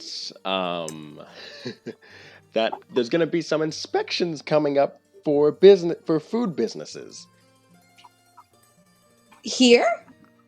all over the East. They're gonna come to my restaurant. One critic in particular. This one, your Anton parents are Ego. afraid of, because he's Anton Ego. No, Who is it? Tell me. I'm just gonna put the name. He's an alumni. Oh wait, they're an alumni. Let me rephrase. Satiable sati alimentaria. Yep. They're a non-binary alumni guild inspector with black as Fuck night yeah, fur. represent. And Wait, anytime say again. with black as night fur alumni. And anytime they show up, to inspect a business, that business has usually gone out of business if it was food. They are very harsh. Oh gosh, I'm gonna impress them. So I'm gonna impress them. So you need to get your A game ready. Yeah. They don't know All when he's right. coming, but at some point he's gonna show up. Because all the food, all the restaurants are sending word to their friends, being like, "Oh no, they're coming back." They're coming. They're coming. I love them. This is the best. Also, Okay. Tate, you get a letter from Faye actually. Okay. And basically, okay. So for your letter, it basically she kind of tells you about how the family's doing. She tells you that your mom actually came back and took over again. Oh, okay. Oh, really? Yeah, she got out when she heard that you were okay. She kind of got out of her rut, and she seems to be running the business again. Oh, that's nice. Mama. Amy's gone back to being second, but she seems she doesn't look like it. Faye can tell that she's a lot happier that she knows you're okay.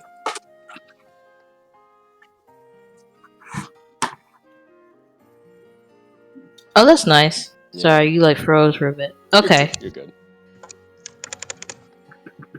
Let me get that skills thing. Okay, I'm gonna put the skills thing up. I'm gonna put the learning thing up here, so that way you guys can pay that in advance. Okay. Anyway, yeah. And then finally, she just kind of says what she's been up to, which again, for your sister Faye, is usually just craziness. She asks how you and Whitney are doing, and you can tell that she's kind of messing with you by the way she wrote it. Who's messing with me? Your Faye. sister. She kind of says how's Whitney doing? You two, Holding hands. Yeah, she puts holding hands in quotes. Is this in the letter? Yes. He rolls his eyes when he reads that section. But then blushes. Besides that, she really hopes you're okay, and she's gonna come to visit soon. What if I visit? Plot twist. I mean, you could. I take a vacation. But other than Vacation. that, she really hopes that you're okay. Yeah, I hope they're okay too. Yeah. And then she says that she says that she loves you, and she hopes that you're doing well. I'm gonna put this in my nightstand. Oh, Nice. Alright, I'm hold gonna up. write back my parents too. all right. Also, wait, is that the first NB character you've made, Keith? Like as an NPC, anyway? What character? Satiable. NB? Nope. Technically, I have several gods that are NB. Oh yeah, that's true. But I actually, if you look at, I actually have like a section for like what gender they are, and like there's several of those popping up around. Yeah. Also, you gotta be French with it. Satiable. Chief, you know for damn well. Satiable. Also, I'm just gonna tag this in here because I know for a fact that I'm not that. I wrote his name down. Not that this, because Oh, okay. imagine that says tool, language, tool, or skill. Here, let me actually see if that's how it's pronounced in English. No. Yeah.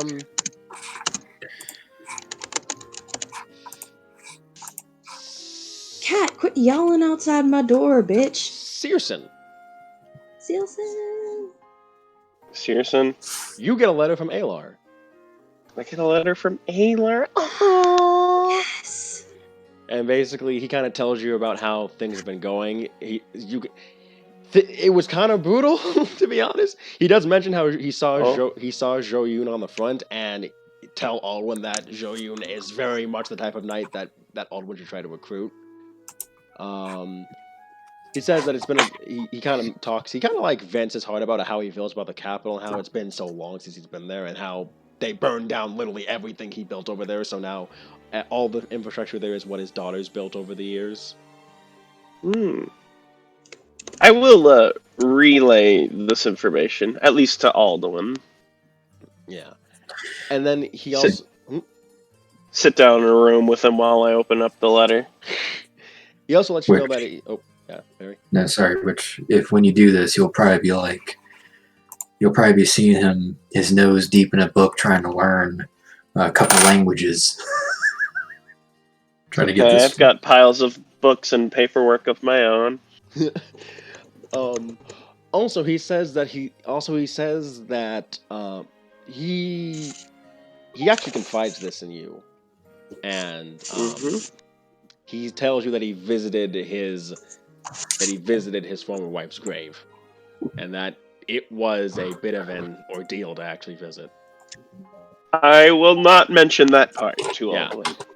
And basically, he knows that you've gone through this, and really kind of like he just vents to you about how like for elves we only expected if we're like with other non-elves, but like for an elf to experience this, it's like so heart-wrenching in a way, and you can clearly see that there's some tear stains in the letter. But it's kind of just like, but then eventually it just goes, but we're supposed to be used to death, so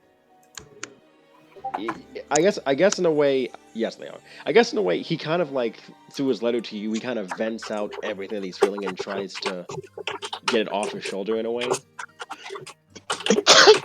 Cookie! What? What happened? Sorry, she said something at 9:32 p.m. that just makes me... And basically he says he's not sure when he'll be back, but hopefully it'll be before the dawn of the new year, since the war is over. And then he has a second letter that's basically all political stuff. Basically like, Is and Aim have been conquered, but their dukes have been allowed to rule over their territories as part of Hanak. Okay. Some other political stuff here and there. Also apparently that he sends there's a letter for Aldwin from his dad. Letter for Aldwin. I imagine it's kind of bundled up in the same letter from Alar. Yeah, all neatly wrapped up. He'll lean over to Searson. Hand that letter over, please. Yeah, here you go. actually continue working on paperwork. Aldwin, this is like the one confession that from your father that you never expected to see. He basically goes on telling you how proud he is of you and how, like, he kind of doubted if you ever reached the point, but the fact that you did despite all that is just amazing. He says that you'll make a fantastic lord, and that he hopes that he's glad that you're well, and your mother's glad that you're well too, and that one day they might visit. But for now, they have to deal with matters in the capital now that Hanak has some new territories to deal with.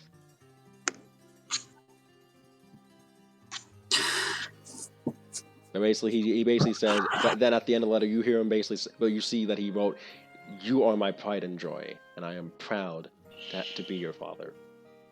And then you see his signature at the bottom of it.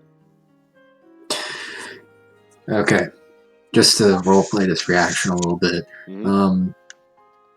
I imagine everyone in the group kind of has a cluster of offices that are close by that we operate out of, for the most part. Probably, yeah.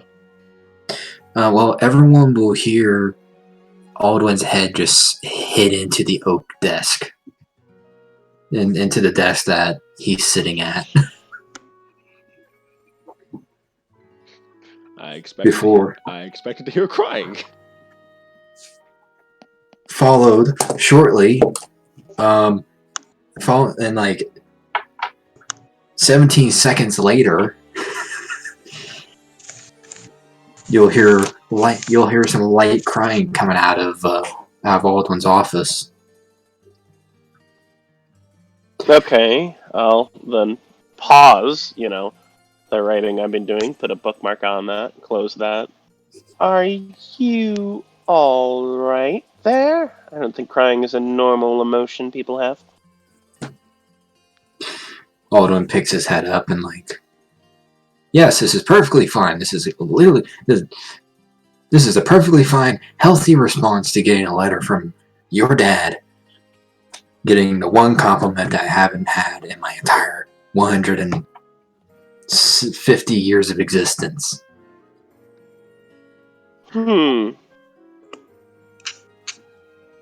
Alright then. Wait, no, that's sarcasm. What's happening? Aldwin's crying because he got a letter from his dad basically telling him that he's proud of him and that he loves him.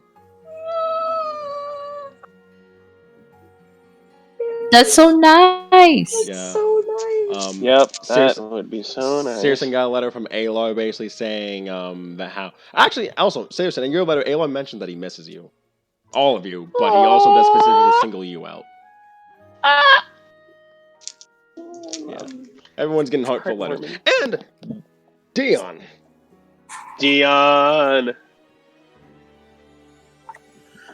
As you get your letter, Dion, there's all of you feel this shift in reality for a moment. What? And then Dion, you see your letter. You see the letter, wife. and it's from your son, Illum.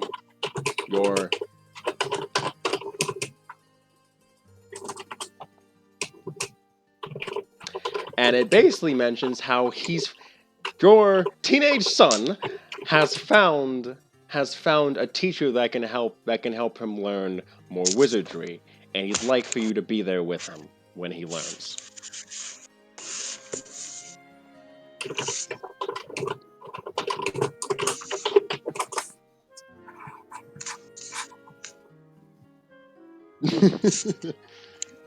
And he really hopes that he gets to see you soon.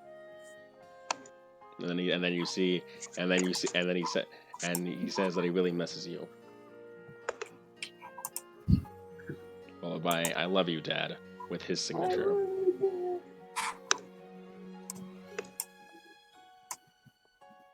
That's so cute. Everyone's getting happy feels. Happy-go-lucky feels. Happy-go-lucky feels. Happy-go-lucky And also, feels. since we're nearing the end of 500, I will say that the first floor of the castle, the rooms included, are done. Yeah, fuck yeah, dude. Tate, your battle ring is ready, and so as are actually no. Also, the clock tower is being built. So besides that, I'm trying to think what else. Yes. I think what everyone wanted is on the first floor of the castle. So all your amenities are ready. So like Whitney's bath, Tate's battle ring, Dion's garden. The bath. Dion's Yes. garden. Blah. Let me see what else. Searson's Just the clock way he tower. says it. Searson's clock tower is being built. Oh, Aldwin, your war room, unfortunately, is gonna be on one of the higher floors, so it's not done yet. He has it. Hell yeah. He already has the desks and tables already bought too, which need to be The updated comments now. in the Saturn's ring. He went to IKEA. He built it himself. Oh, he built it? Okay, Alvin. He carved it himself, Ranger and all. Mhm. Someone even. And it gets closer and closer to the Great Rebirth, and the snow snow comes. The Great Renewal, rather. The snow comes, and it's a light, pleasant snow. I'm sorry. Is this the first part of the second year, or? It's nearing the end of the first year. 2 more months. Oh, damn! It's still been the first fucking year. 2 more months. Jesus. God. Okay, and come on, hurry up. Let's get to the second and third year. Fine. You want me to skip past the Great Renewal then? No! Is it important? Well, it was just character stuff, but okay. Mainly, okay. First of all, Alar comes back on the Great Renewal Eve. Okay. What is it, like Great Christmas feast. Eve? Yes, so the 24th. Great feast for him. And he comes back. He's weary. He's tired, but he's happy to be back. And he hugs each and every one of you. Oh, Santa Claus. He also has presents. Santa. Wait, what's his real name? Who, Alar? Oh, Ayla. Yeah, Alar is his real name. I thought you meant. I thought there was a different Santa. Nah. No. Oh no. Oh god, I haven't actually thought about that yet. I like to imagine there's a snow face spirit. Taylor Santa. There's a snow face spirit that supposedly brings presents to the good people of the world. Oh my God. The holly and jolly. And also, Aldwin, he gives you a scroll with the royal seal on it. Mm. He'll look at it. You talk to her, I imagine. Yes, I did. And he'll take it. I think you want to open it. Alright. Well, you see him. He busts out his scimitar to break the wax seal and Oh my god! puts it away. You open. Alright. You open the seal. You open the scroll, and it says, and it basically is a declaration that Sir Aldwin Hollywood is the Lord of the Slahora region officially, and he and his and he shall decide the rulers of Slahora until the end of his days or until the end of his family's days. Also, he fully sanctions the Jade Knights, and she fully sanctions the Jade Knights, and has sent word across all of Eastern Takira that the Jade Knights are looking for recruits. Spreading your letter even farther. You're about to get a lot of new recruits. I think this is a good renewal present, right? Halar asks. You Aldwin, like, he was reading all this aloud for everyone because it's from the Queen. Mm-hmm. But as soon as he gets to like the last couple of lines about it says sincerely the Queen. Mm-hmm. Well, no, that's not all, but oh yeah, and then there's a P.S. I hereby dub all of the Lions of Leowyn heroes of Hanak.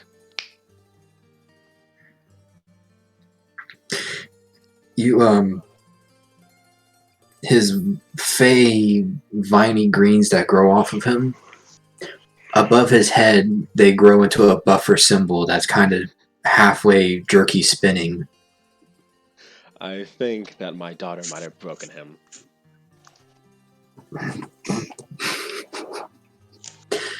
And then they morph into like a computer window saying Aldwin.exe is broken.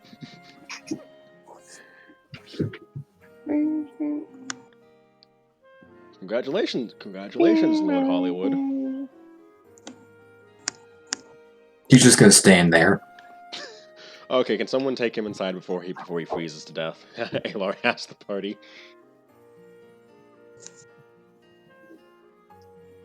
Oh, Is he just no. frozen? Yeah, he is frozen. He literally froze from reading the letter. He literally froze. Damn, that's crazy. I don't mean this in a sarcastic, memey manner. There is literally a computer rectangle window over his head saying Aldwin.exe is crashed. How did that happen? Oh, we. Can I light up his ass? Oh my god! You can't! It's just a hint of fire, just to make him, Just not you know, 1d6 damage. You can't! Aldwin, you smell something burning! It's your ass. Yes. It's your ass. You will hear him. He will let out a shout, and put out the fire on his button, and then turn to Tate and say thank you. You're welcome, man. Alar kind of just laughs and just looks over at Searson. Did I miss anything in particular? Your girlfriend. Well, I can show you the details later. Understood. Mm-hmm. Walk. Also, I got gifts for everybody, but for you, and then he pulls out a small box. For me? Mm-hmm. But What box is this? Would you like me to be the one that opens it? Sure. He opens it, and it's he opens it, and it's a symbol of. It's a symbol of a broken clock, but with the elven pantheon inside of it. Oh. This is very exquisite, actually. The meaning of it is basically that this is meant to be given to people that is meant to how do I put this? Basically, it says that throughout time, the person who receives this will always be important to the person that gives it. So what are you implying then?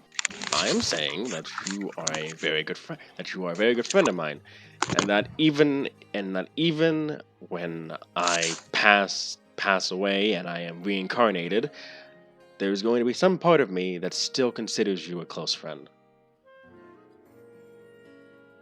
She will smile and just ignore the present. Well, I wouldn't say ignore the present, but give him a hug very quickly, surprise hug. He's kind of shocked by that, but then he kind of like hugs her back. I appreciate that.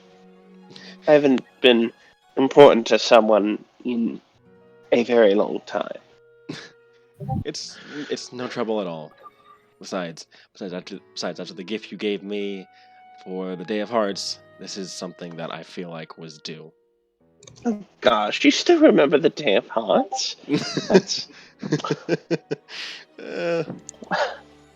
I made a horrible breakfast. It was a good breakfast. Oh, come on, Thrin did better. Oh my goodness. He kind of just rolls his eyes. Well, would you prefer for me to cook breakfast for everybody for the great renewal? Cookie! What? I can cook breakfast for everyone for the great renewal if it makes it up for you. Have a large feast for all of our friends for all of us to have. That'd be lovely. I could get the drinks. Please, if you can find any more of that wine, that'd be wonderful. Oh, I heard the Lupins out west can brew some very interesting concoctions. Oh, in that case, I made contact with the Count who has to deal with a lot of Lupin. He might be able to help us there. Really? Yes. Rather interesting person to be exact. Rather interesting person, though. Don't know how I felt growing up with all of those counts again. I'm planning to meet at least every single count by the end of these years. The end of the 3 years. How do I try to? By the end of the next term. By the time that the castle's built, Philly. Yeah, there we go. Thank you. Would you like some help there? I would love some. Wonderful. He then smiles. Anyway, let's get inside before I freeze to death because I've been walking all day.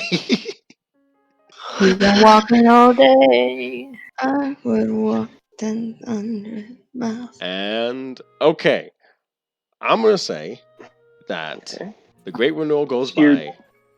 I thought we were all getting presents. What happened to the rest? Yeah, he gave you presents, like all of you. What did I get? I'm letting you all decide what you get. Oh shit! Between like what? Let me get +1 greatsword. Oh my goodness. I mean, he's willing to give you. He literally would get you anything. So, well, not anything within reason. Let me rephrase. Wait, no, Sword like you can't take that back. Nope, anything within reason. I'm the DM. I choose anything within reason. I'm gonna wish for God. No. I'm gonna wish to God. Oh my goodness. Anyway, I am your god. Alar makes a grand breakfast for the Leowen Lions. The Leowen Lions. That sounds like a football team. Okay, let me change it back to the Lions of Leowen then. So that symbol thing, right? Mm-hmm. Can I like affix that to anything? It was supposed to be a necklace, basically, that you'd wear. Oh, a necklace. Yeah, sorry. So it's like a pin or something I could affix to my tiny hat. I mean, you could modify it to where it could be a pin. Yes, so we'll go on my tiny hat. Now you're always gonna wear the hat. What is it with these tiny hats? Alright. Yes. Can I request a magical item? What magical item? I don't know yet. Give me a second. Cookie. You said anything. Within reason. Mm-hmm. Your ass said anything. No, Whitney. Anything. If Whitney oh my Wait, goodness. what did Whitney say? Oh my goodness. This is what I get. This is what I get for trying to be nice. I'm joking. It's not what she actually wants. Oh my god. Whoa! Well, tateful nudes. Of Yeah, course, tateful. Oh my goodness. Well, it's in the spoiled blurb, or the spoiler blurb. You click Press on it. You click on it, you are officially horny. Oh my goodness. You're officially horny.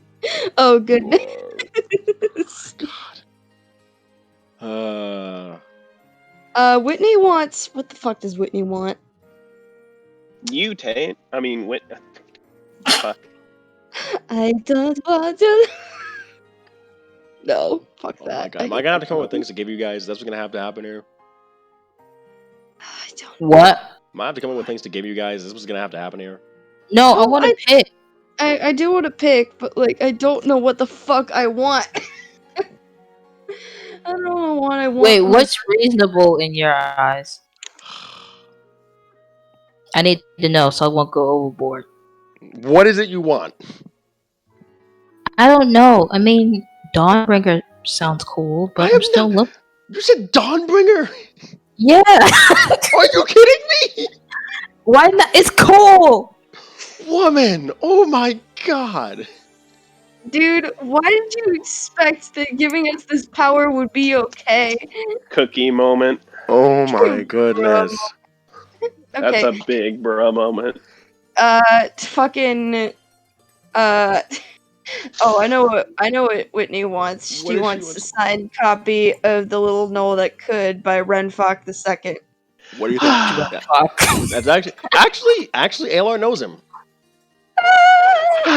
So he was able to get a personal signed copy with your name in it. Renfock is Get now him in canon, inventory. and then I now have this cursed knowledge of information.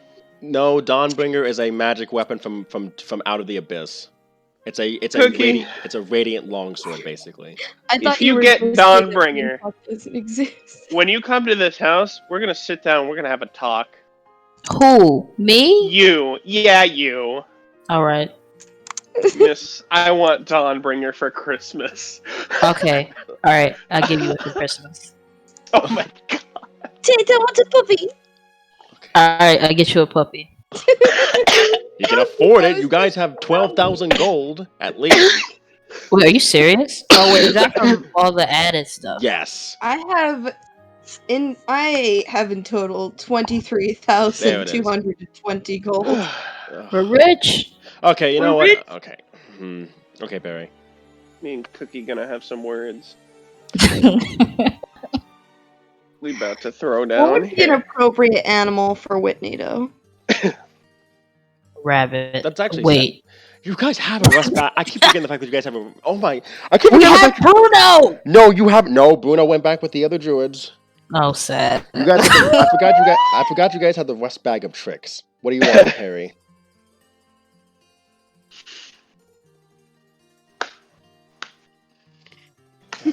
Take your time. He's muted, so I'm gonna tag him. Bruh, I can't have Dawnbringer. No, why, Cookie?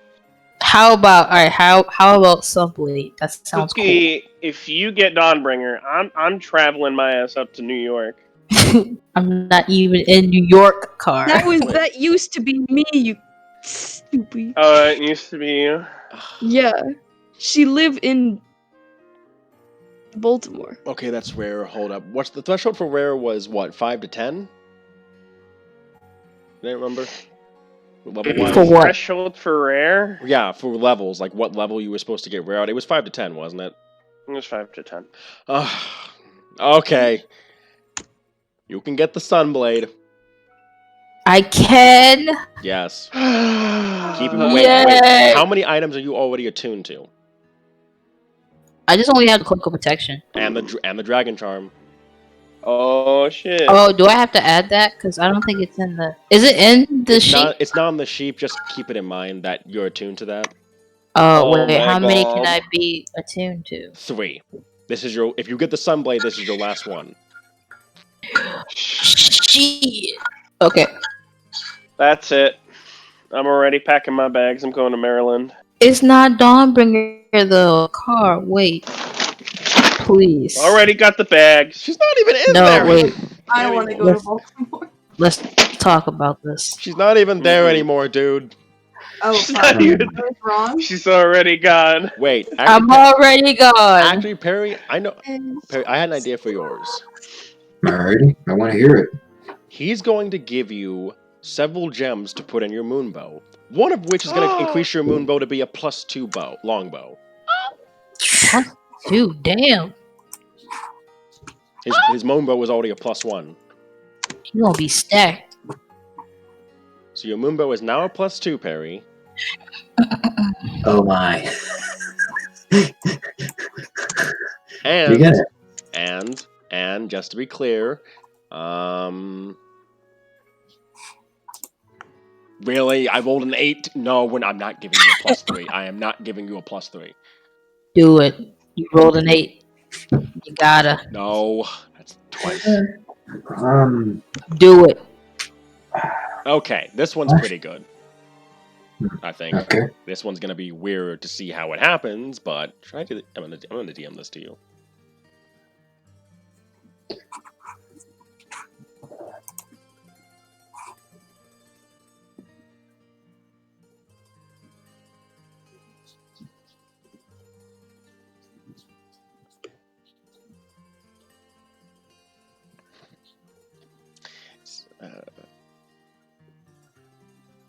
I feel like Searson got 2 gifts from ALR. One that I'm gonna let Car ask for. The other one being the necklace. You mean 3 because he came back. Wow. Cookie! What? I swear to What? God, if you're not in horny jail right now. Wait a minute. This is romantic, not Corny, come Yeah, on. it's Your DM's romantic. telling me otherwise. My mind is telling me no. That's your fault. You did now want it. My body, How is my that my body fault? is telling me yes. We all have hormones. Yes, we do. Exactly. We So. We're all horny. Oh God, no. especially me. All right. Yeah, that works, Perry. Ooh, secrets. Okay. Secrets. What else is there? God, who has anyone not gotten a gift yet? Remind me to do Kaladin and Dion. I said Dion's ahead of No! that. Remind me to give. I have to do, oh God, I have to do the ones for Kaladin and Terrence. Terrence is not gonna be that bad. Also, Kaladin's gonna have so much fucking money when he gets back. Boy gonna be white boy wasted. Well, he is white, so It's all connected. I think everyone got a gift there in that case. Yeah, I got a joke gift. It's good. All right. 2 months, 1 year has passed since you started building Leowind Castle. Finally. It is now 5:00 and Whitney's birthday and Whitney and let me see. Okay. I think Whitney and who else has a birthday in the first month? I know Whitney does. Whitney and oh no, just Whitney. Whitney's birthday passes. Whitney's birthday! Happy birthday, girl. Ah, thank you.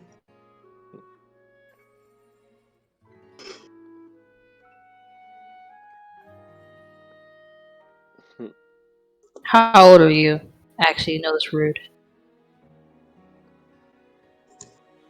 Wait, what? Oh, how old am I? I put my age at the end of the time skip. Fuck, hold up. So go 2 years back now. So 29. 29. Oh, wait, did I add mine? I don't think so, but I can't remember what the fuck I did. No, okay, no, I didn't. Okay. Also, what is it? A couple days after Whitney's birthday. So on the let's say the 17th of Elso. Also, I'd like to say that a lot of the townspeople who were there during the fight against Merrick, they're kind of somber, I guess.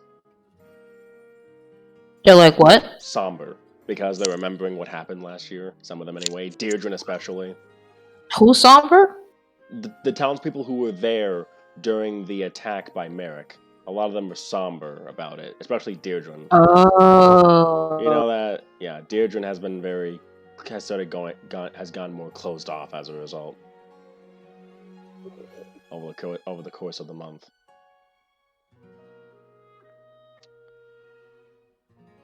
But partway through, there's a light mist in the air. As you guys are hanging out at all your different areas, when you hear a roar in the distance. What kind of roar? A dragon roar. Papa. Mm-hmm. And give me a second here. No.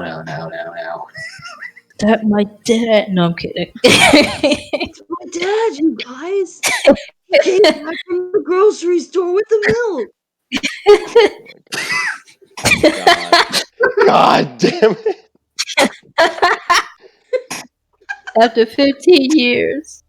After 15 years. So, at first it's a low roar in the distance, and a lot of the guards are kind of like, what was that?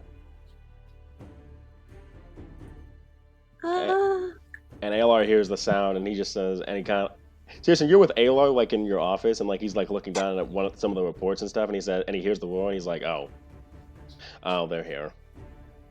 Who? Ooh. Some knights that I'm sure Alden will be happy to meet. Jade Knight? They're kind of eccentric. They're special types of knights from the far west.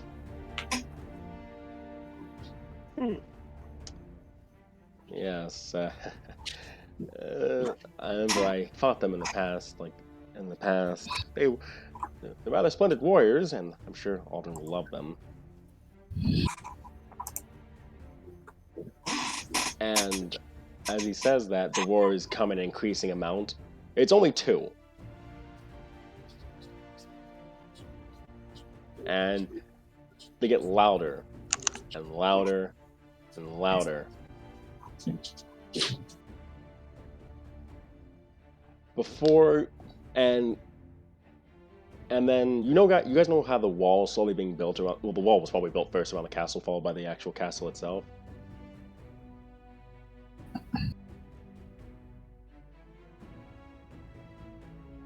Basically, from the north comes this rush of wind. And is anyone outside when this happens? I thought I was inside with Alar. Yeah, you and Ayla are inside, but is anyone outside when this rush of wind comes? I'm baking. Alright, Dion's by the docks. Odd one, are you outside? Okay.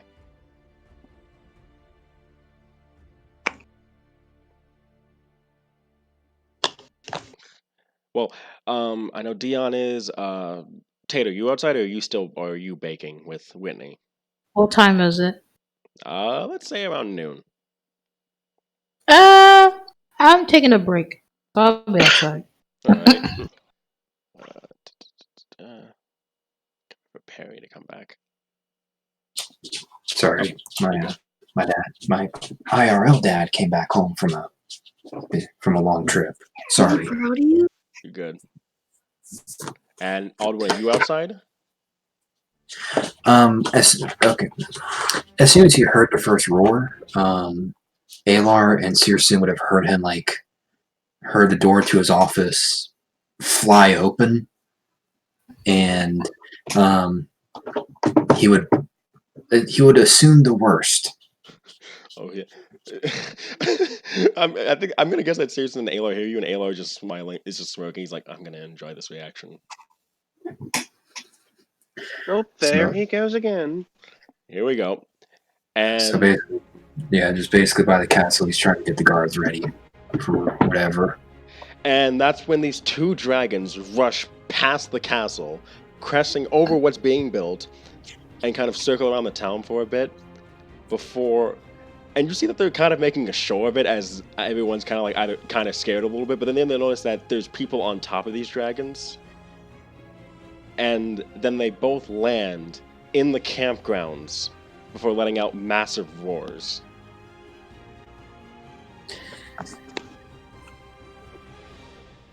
Aldwin will run over.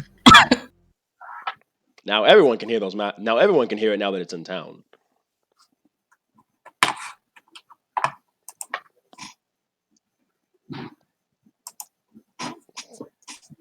Were you just playing Game of Thrones? Yes, I was. I felt it. Would anyone like to check out those dragon wars? Check out those dragons.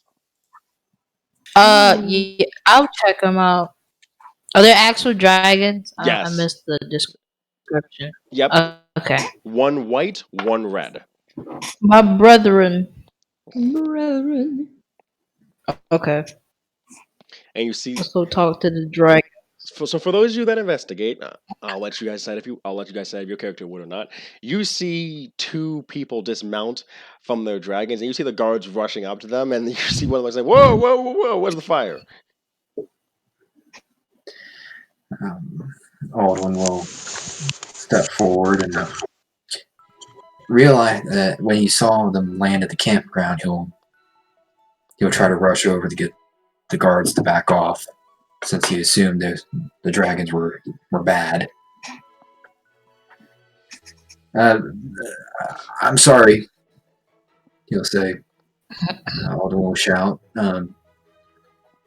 Did not expect riders. Expected wild dragons. Well, we know that you guys in the East, we know that you Easterners don't really know what it's like to don't know about Dragon Knights, so that's to be expected.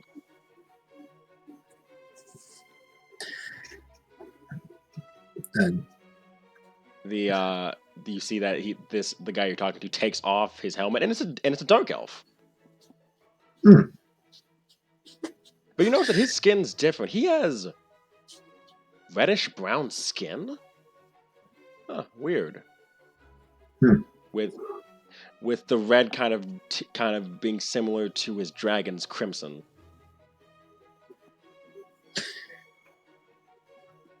Aldwin will. He won't exactly tilt his head, but he'll certainly be intrigued. And he notices Yute and he says in Draconic, a fellow Westerner? Westerner? Yeah, basically that you're from the West. Am I from the West? Yeah, Bovania is in the West. Cool. Yes, that is me. It's glad to see another one of us.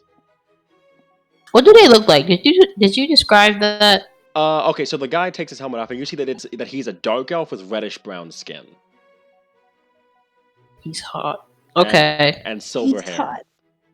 And he Silver hair. Mm-hmm. And he kind of like smiles at you guys and says, "My name's Elian Flameblade, Dragon Knight." Just grab that. What about the other person? The other person comes around. She kind of like gazes at all of you before she slowly takes her helmet off, and a lot of the crowd gasp as this is a snow elf. Oh, snow elf. A snow elf who was expected because the snow elves all went extinct or became the dark elves. This is the last. So wait, is she like white? Yeah, she's a pale white elf with a. Okay. And her name, and she says, and she just takes her helmet off and says, "Penal White Flame."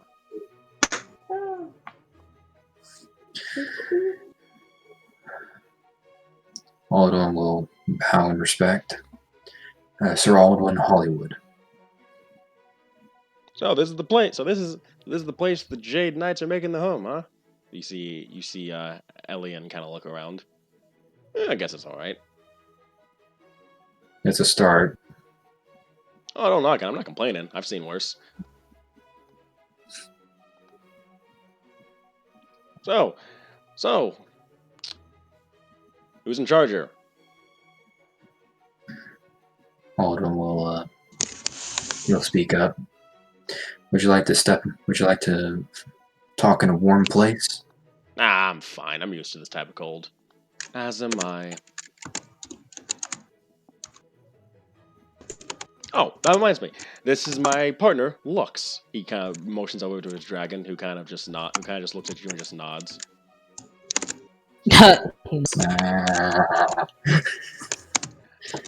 And then Penal motions over to her dragon, and this is my dragon, Glacy.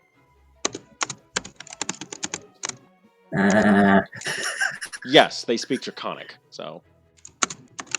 Oh my goodness. One of the Lux kind of looks over at you, Tate, and says, Flame 1 and Draconic.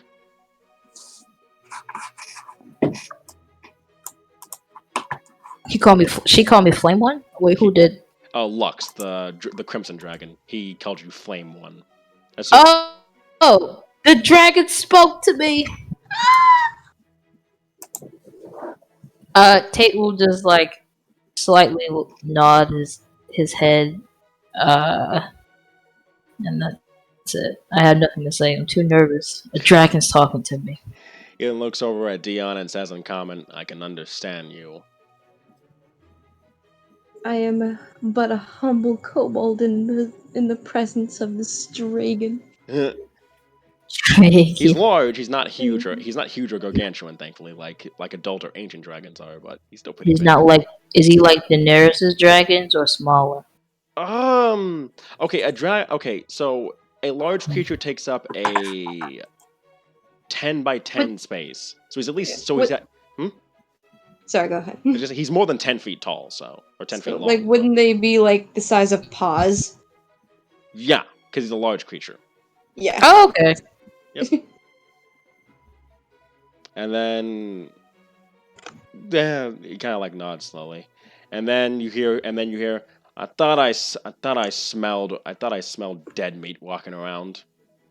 You see Takeshi kind of like walk through the crowd, and then you hear, and you see Penal just kind of like glare at him as she kind of like gets ready to put her helmet back on. Whoa, whoa, whoa, whoa, whoa, whoa! Not here, not here. Didn't expect you to be alive, White Death. Most people don't.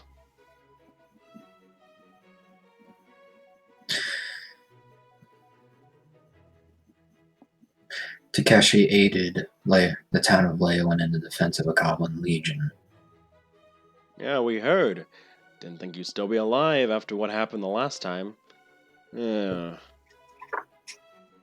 Let's just say that it's hard to keep me dead. Yeah, I can see that. Anyway, putting past tensions aside, White Penal. And Penal slowly puts the helmet back down. Good. Anyway, we're looking to help out with the Jade Knights. And help around. You're helping them out? Yeah, help out around Leowen and the like. No. Plus we got our own reasons for being here. Well, I appreciate your help. Mm-hmm. Also, he starts speaking in Draconic, which, by the way, Perry, you can understand because your moonbow grants you the ability to speak Draconic. He can speak dragon. And I can also hear Draconic. Yep. Right? So Whitney Tate and Aldwin, I think, are the only thing that can understand him when he speaks in Draconic. Unless something's different.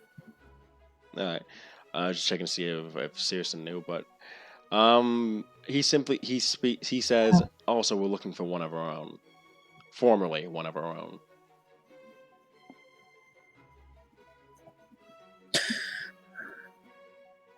Hunting or finding. Well, of course. He needs to be put to rest. Wink, wink. Nudge, nudge. No, like literally put to rest. Oh, yeah, we know. Owen will simply nod. Have any of you heard any rumors about an undead dragon flying around?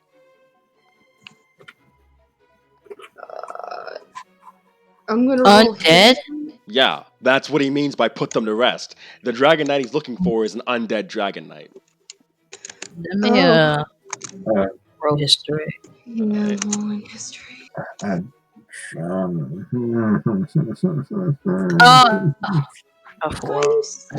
you sad? Why am I rolling so well? Okay, yeah, I'll roll history and see what it yields. Hold on, I gotta find it. There it is. Give me my dice, bro. 16. 23. Okay, the only two rumors you guys have heard of, as we get into it, is that supposedly there's an abandoned mine out in Solarinet that might still have a lot of raw resources in it, which would be good for Leowen. And let me look at my table real quick because I rolled something else. And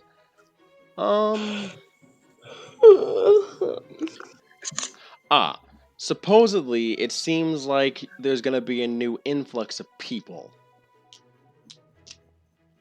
coming from the north. Oh boy. Refugees. Mm-hmm. Supposedly there's a new mine, and supposedly there's gonna be a large amount of people coming in from the north. But other than that, you guys haven't heard anything about an undead dragon. Well, I got at least 17 build points built up to get houses built quickly. So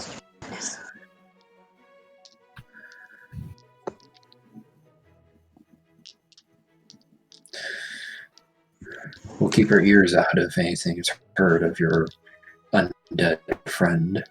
Good. I recommend staying away from him if you find him. Let us handle that.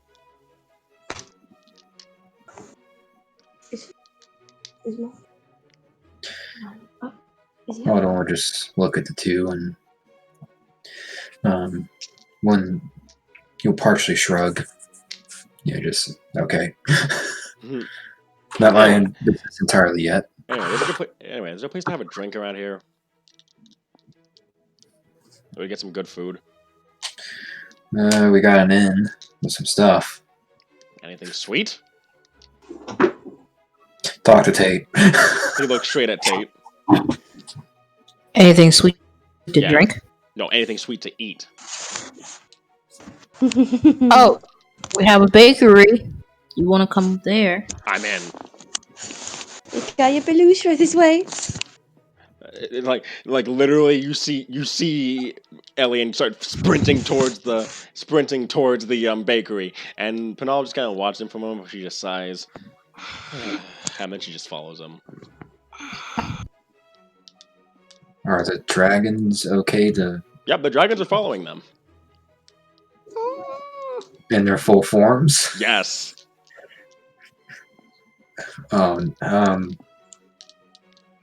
You'll probably hear Aldwin shout something like, "Please don't destroy the streets." We're not that heavy. Still. Oh, goodness.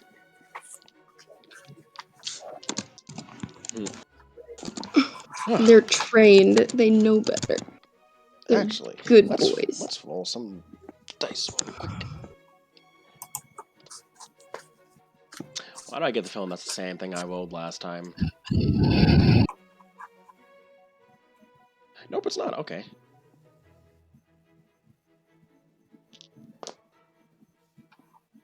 Okay. Okay. Wow. Okay. That's kind of sad. Why is it always...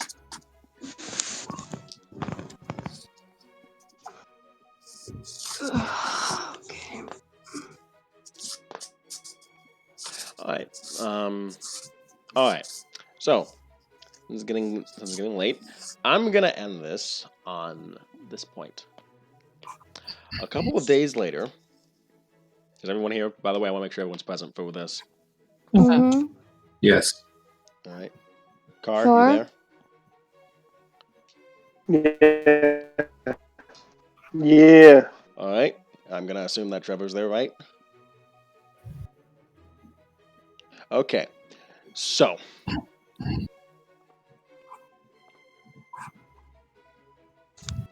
get rid of that. So. A week passes. And on the 25th of Elso, the ground shakes with a vengeance.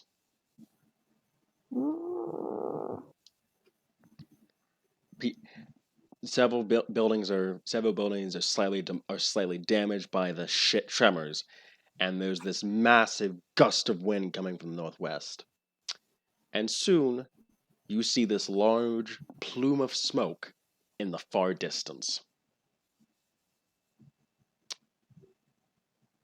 Several days later, you hear that the volcano, that Mount Vinro has erupted. The entire nation of Omna to Hanok's north has been wiped out.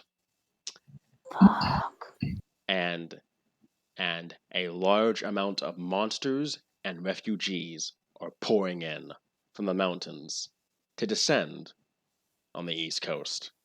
And that's where we're going to end that session.